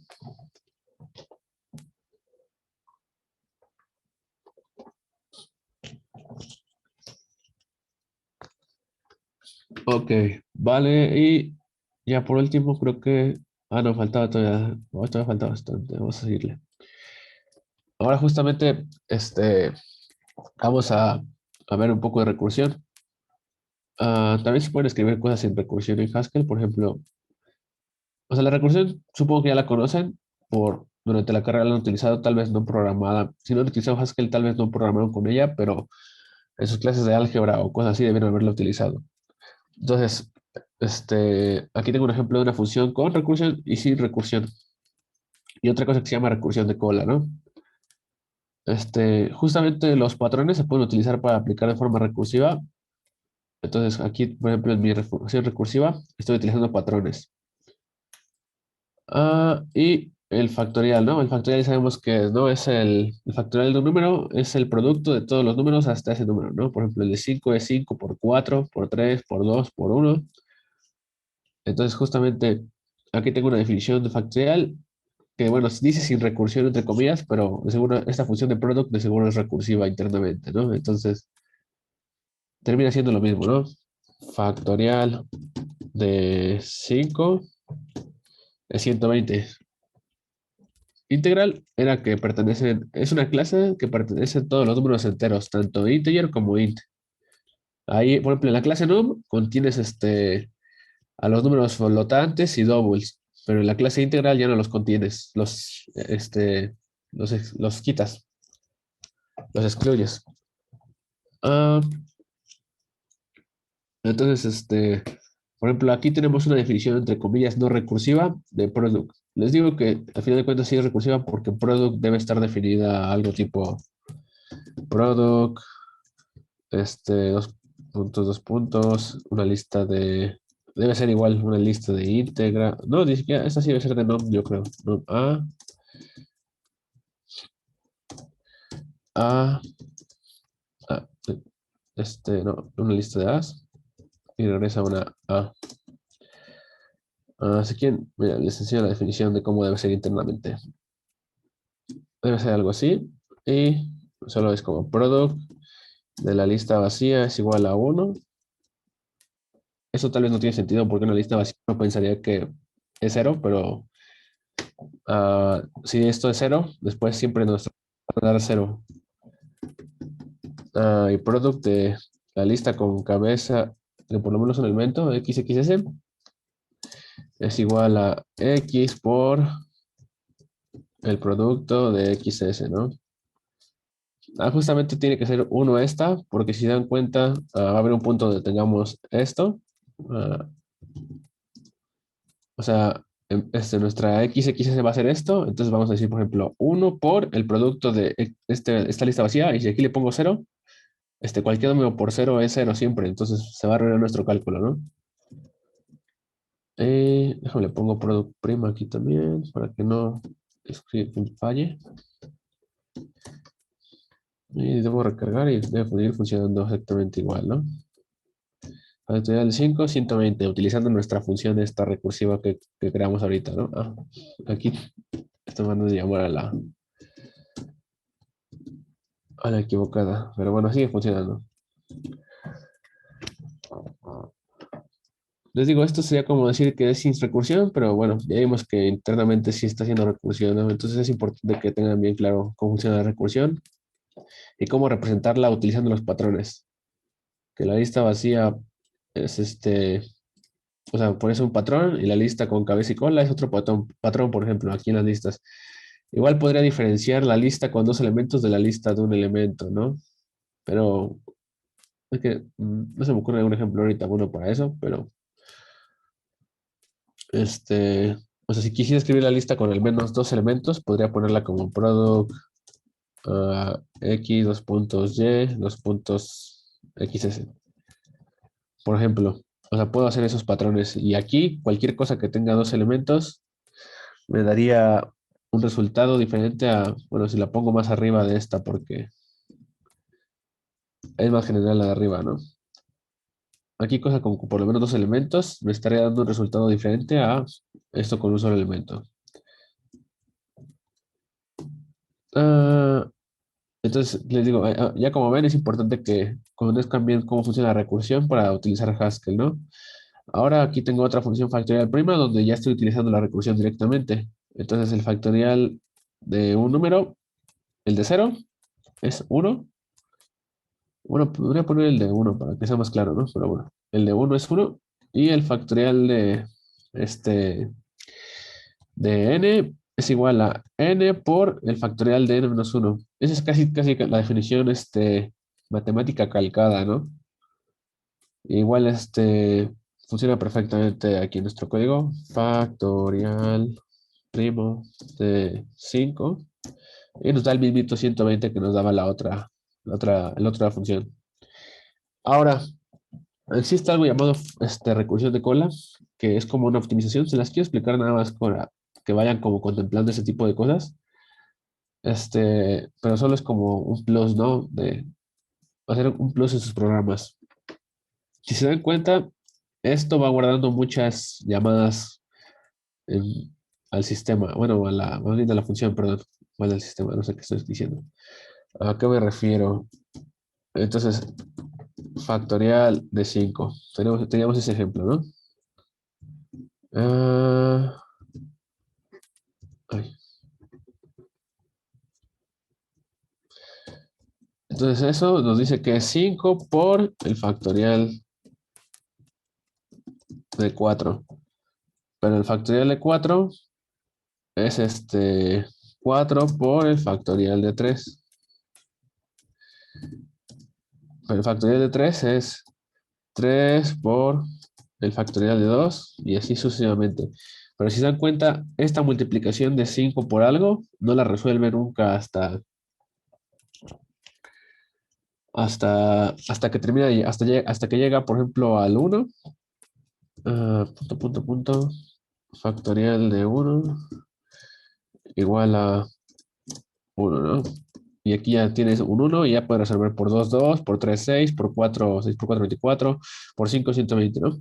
Entonces, aquí se quedan pendientes muchos cálculos y eso no es tan bueno. En programas pequeños, pues no hay problema, ¿no? Pero en programas grandes no es bueno. Entonces, la recursión de cola lo que hace es como una pequeña trampa. Esa es mi función factorial t, le puse t por tail y funciona creo que exactamente igual. Voy a haberla probado, pero bueno. Ah, el güey es que tiene que pasarle dos números, ¿no? Sería el 5 que es el número que quiero calcular, y el acumulador le pongo uno. Y ahorita les explico, si se dan cuenta, le paso dos parámetros en vez de uno, y el segundo lo estoy utilizando como un acumulador. Entonces, lo que hace esta función, voy a copiar este comentario para que vean cómo funciona. Factorial de 5. Le pasé el 1 como acumulador al principio. Me dice factorial de 5 es igual a factorial de t. Bueno, vuelve a llamar a la función factorial, pero con n-1 y el acumulador n por el acumulador, ¿no? Entonces esto es igual a factorial de 4, que es n-1, y 1 por 5, 5. Después esto es igual a factorial de 3 y 5 por 4, 20, ¿no? Factorial de 2, 3 por 20, 6, 60. Y factorial de 1, que es 2 por 60, 120. Factorial de 0 y 120, y esto es igual a 120. Entonces así, en vez de quedar como todos estos cálculos pendientes, los resuelve directamente y al final de cuentas les digo, en programas pequeñitos como un factorial de 5 no hay problema, pero yo creo que si le meto un número grande, probablemente nuestro factorial normal falle y el factorial t no. A ver si cuenta. Todavía funcionó. 100. Todavía funcionó. Ahora bueno, esto es que... esto funcionaba. Probablemente sea mucho más lo que falle. A ver.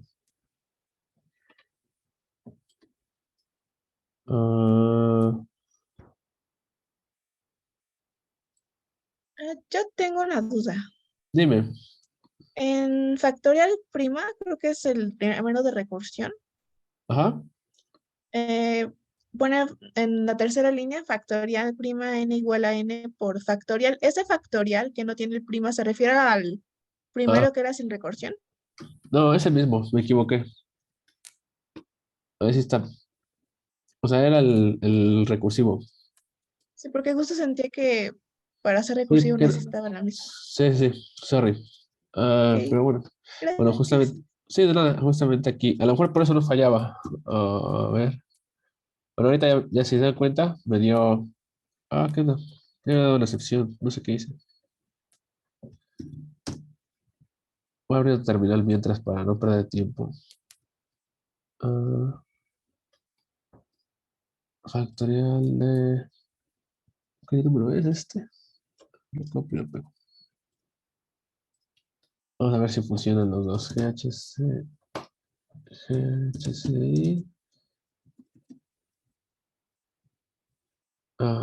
C de clases.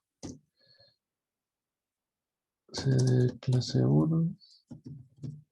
Ahorita lo repito.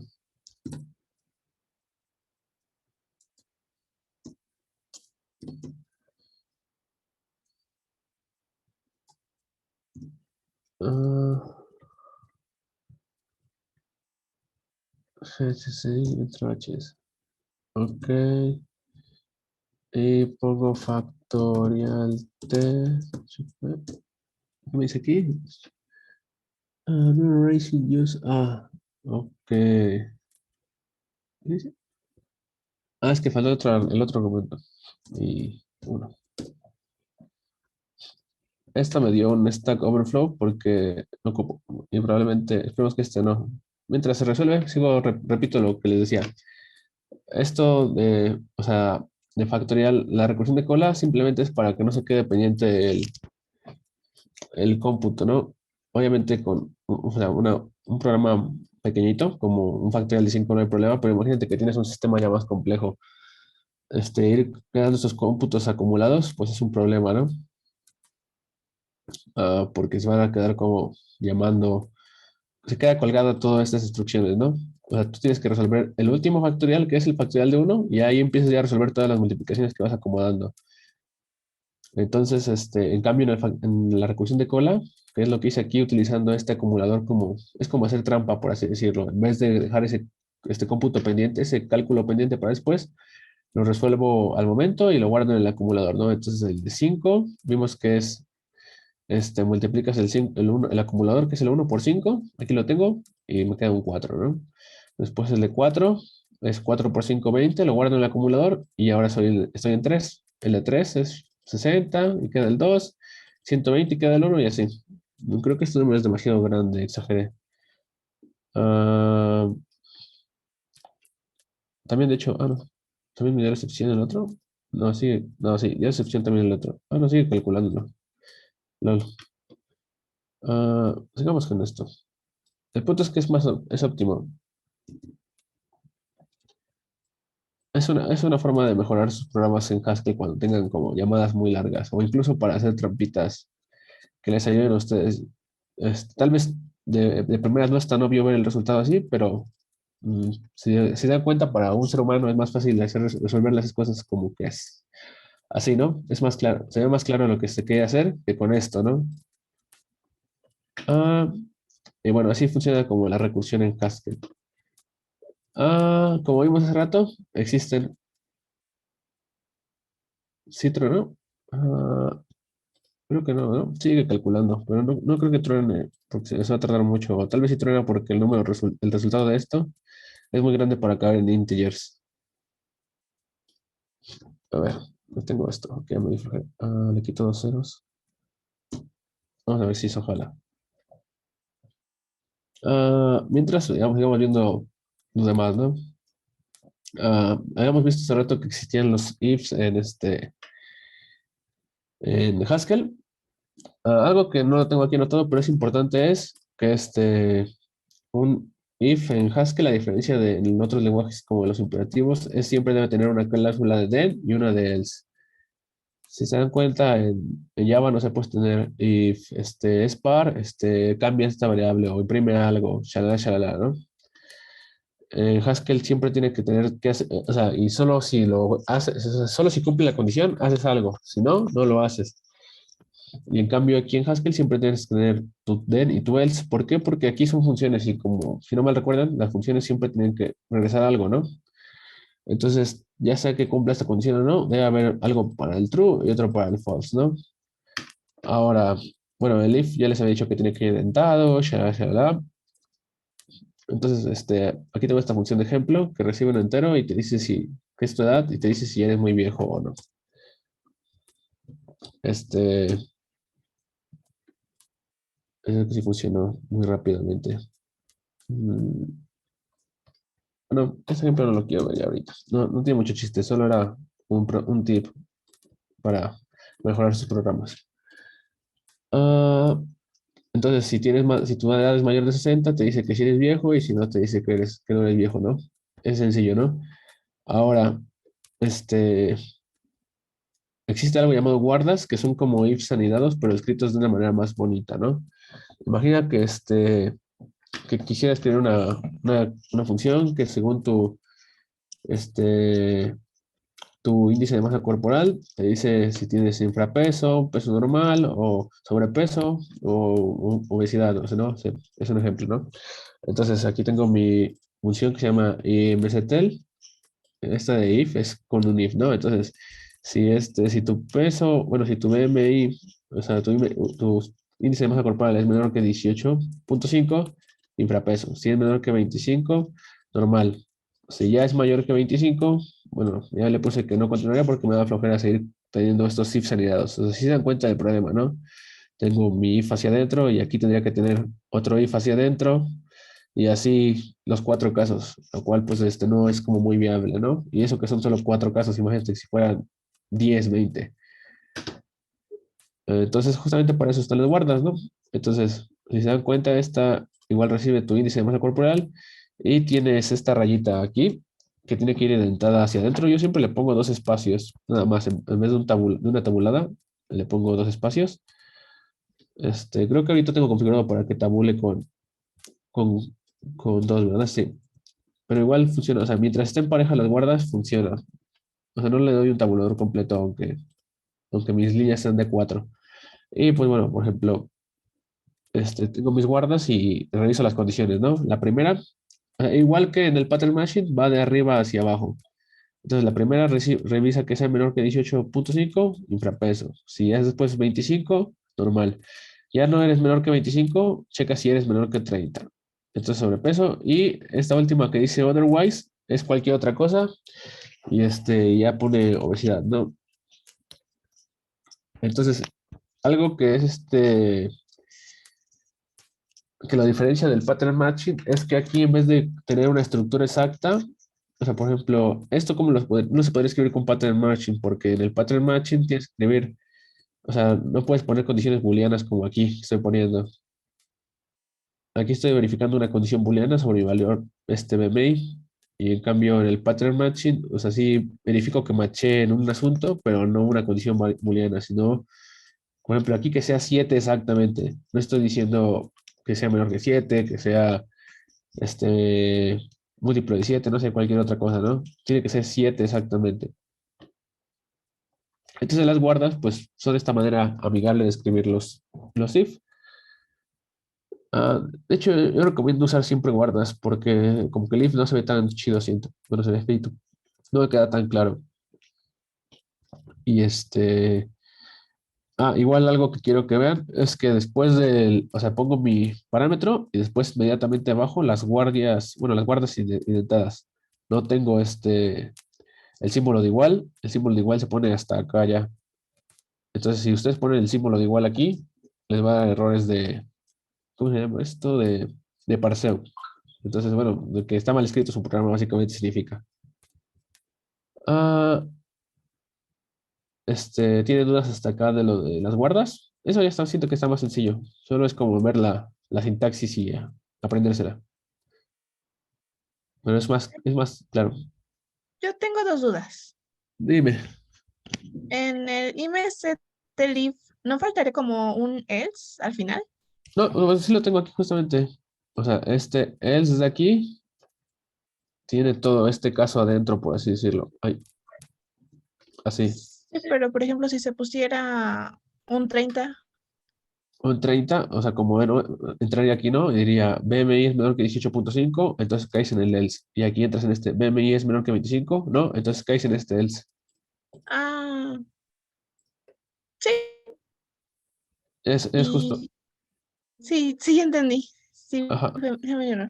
Y en el IMSTEL, justo donde está en del 193 al 196, esa línea que se pone al principio, ¿se tiene que poner siempre? Sí, sí, sí. Bueno, si quieres usar guardas, sí. Justamente es como lo que le indica a Haskell que es una guarda, esta línea. De acuerdo, muchas gracias. Sí. Igual otra cosa que me había olvidado poner. Puedes tener guardas que no tengan un otherwise, a diferencia de el else, pero por ejemplo, déjame cargo esto. Déjame un poquito más grande de terminal, porque no se ve nada. Ah, si llamo a imstel y le paso un número mayor a 30,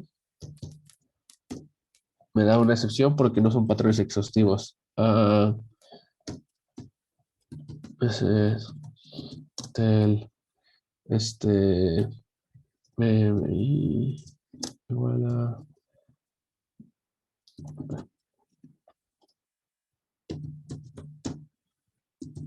Ok, vamos a...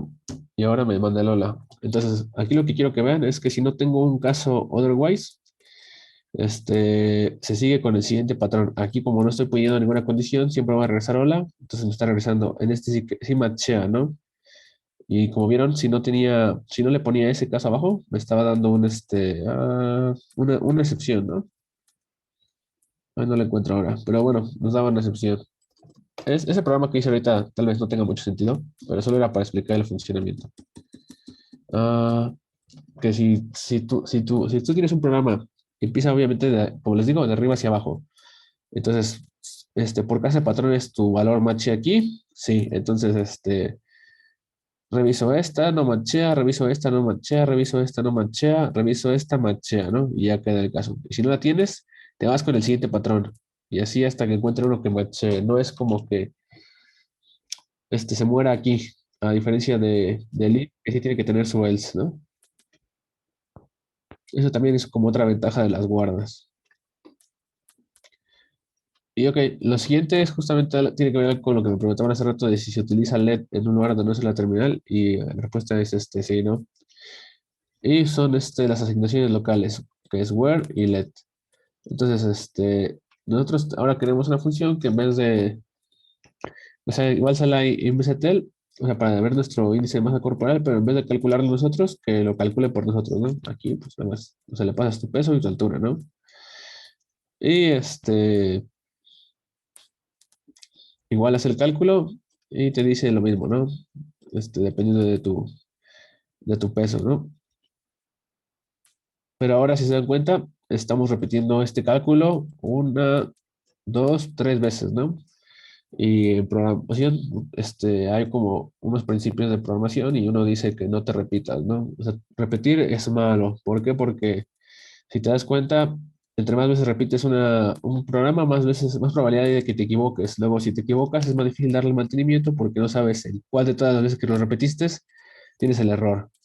Y entonces tienes que actualizar varias veces, shalala, shalala, o sea, repetirse en general no es deseable, ¿no? Aparte de que para empezar tenemos que escribir más, lo cual ya no está chido desde un inicio. Entonces, para eso están las asignaciones locales. Y hay dos formas de hacer asignaciones locales. Una es con where y la otra es con let. Veamos primero el where, ¿no? El where haces la asignación local al final de tu bloque de código. Entonces, por ejemplo, si se dan cuenta, este where lo tengo orientado a la misma altura que mis guardas. Y recibo mi peso, mi altura, y me faltó el cuadrado aquí abajo.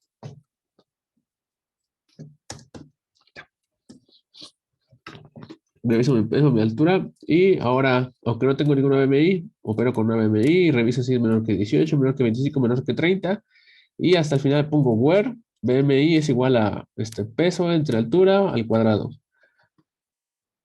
Y justamente así evito repetir.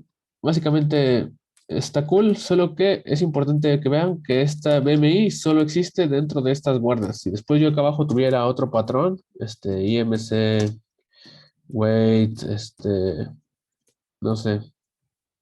Imagínate que yo tuviera un patrón donde IMCTEL, where, donde las personas que pesan 20 kilos, no sé, bueno, 20 kilos no tiene sentido. Y no sé por qué, las personas que pesan 50 kilos, ganan un premio, ¿no?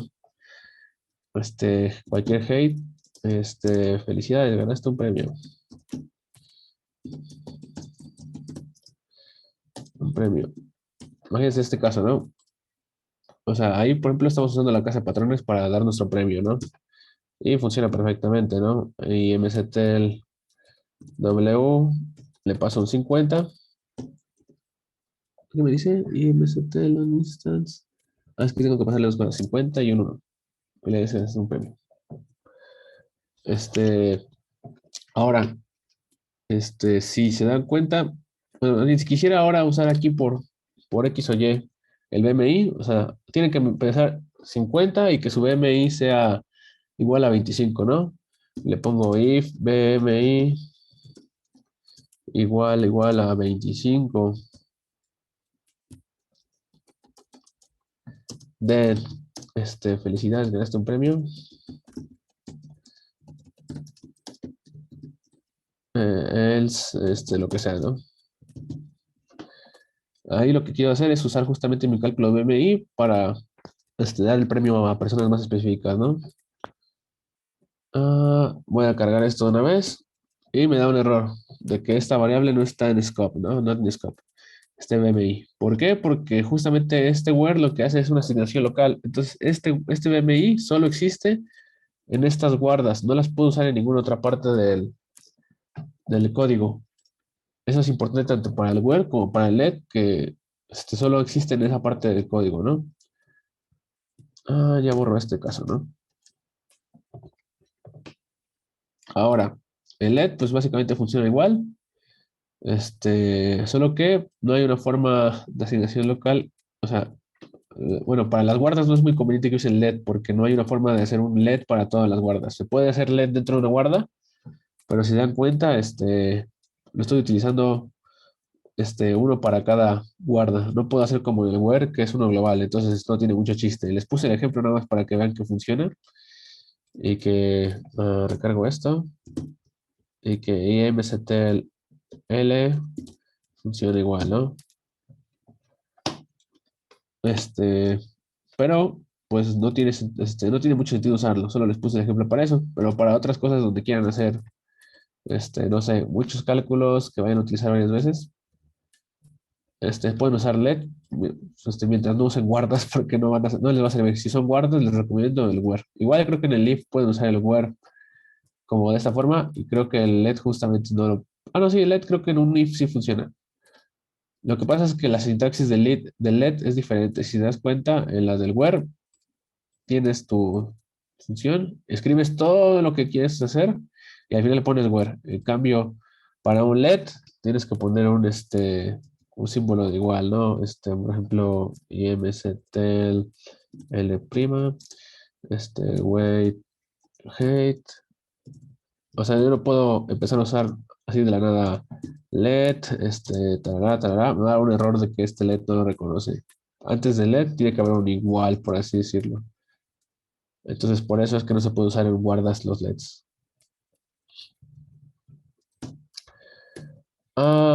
Y bueno, creo que eso era todo lo que íbamos a ver esta clase. Ya nada más nos quedaban 5 minutos. Entonces, supongo que ya sería todo. ¿Tienen como alguna duda de esto de las asignaciones locales?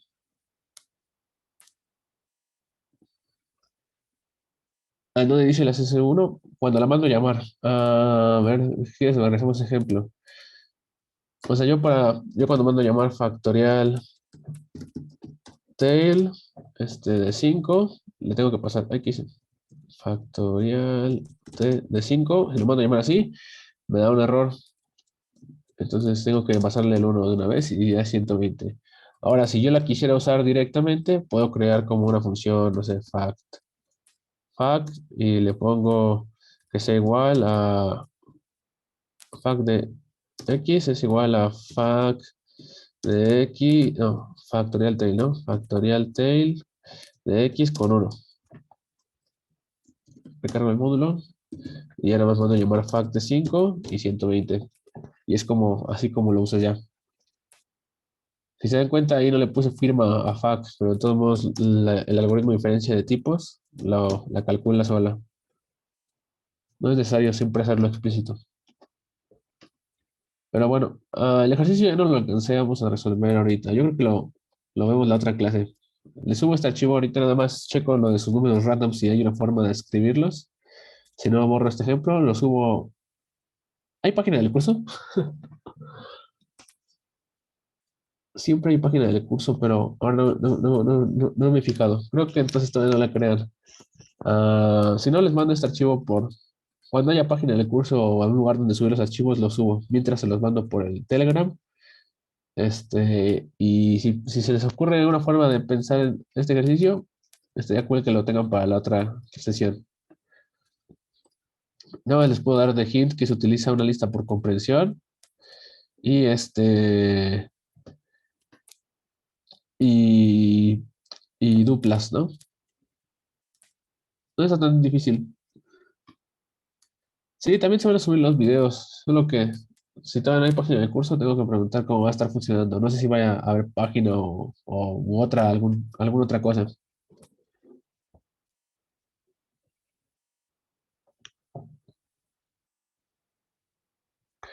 Igual el lunes yo creo, voy a subir su práctica uno. Va a ser de introducción a Haskell, o sea, nada más para que se pongan en práctica el Haskell y todavía no vamos a ver ningún concepto de lógica ni nada de eso. Entonces, pues eso va a ser. ¿No les dijo más o menos cuántas prácticas Javier les dijo cuántas prácticas va a haber o algo así? Aparte de lo del Classroom. O sea, no recuerdo exactamente cuántas prácticas dijimos que iba a haber. No sé si ya les platico. Sí, también las mando si quieren. Van a ser 2 semanas para esta, porque muchos no conocían Haskell. Va a estar sencilla, pero como muchos nunca habían trabajado con Haskell, decidimos darle 2 semanas. En general, para las prácticas debe ser 2 semanas.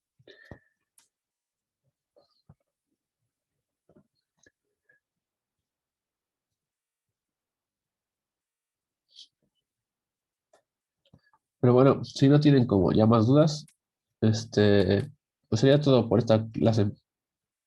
Nos vemos la otra semana.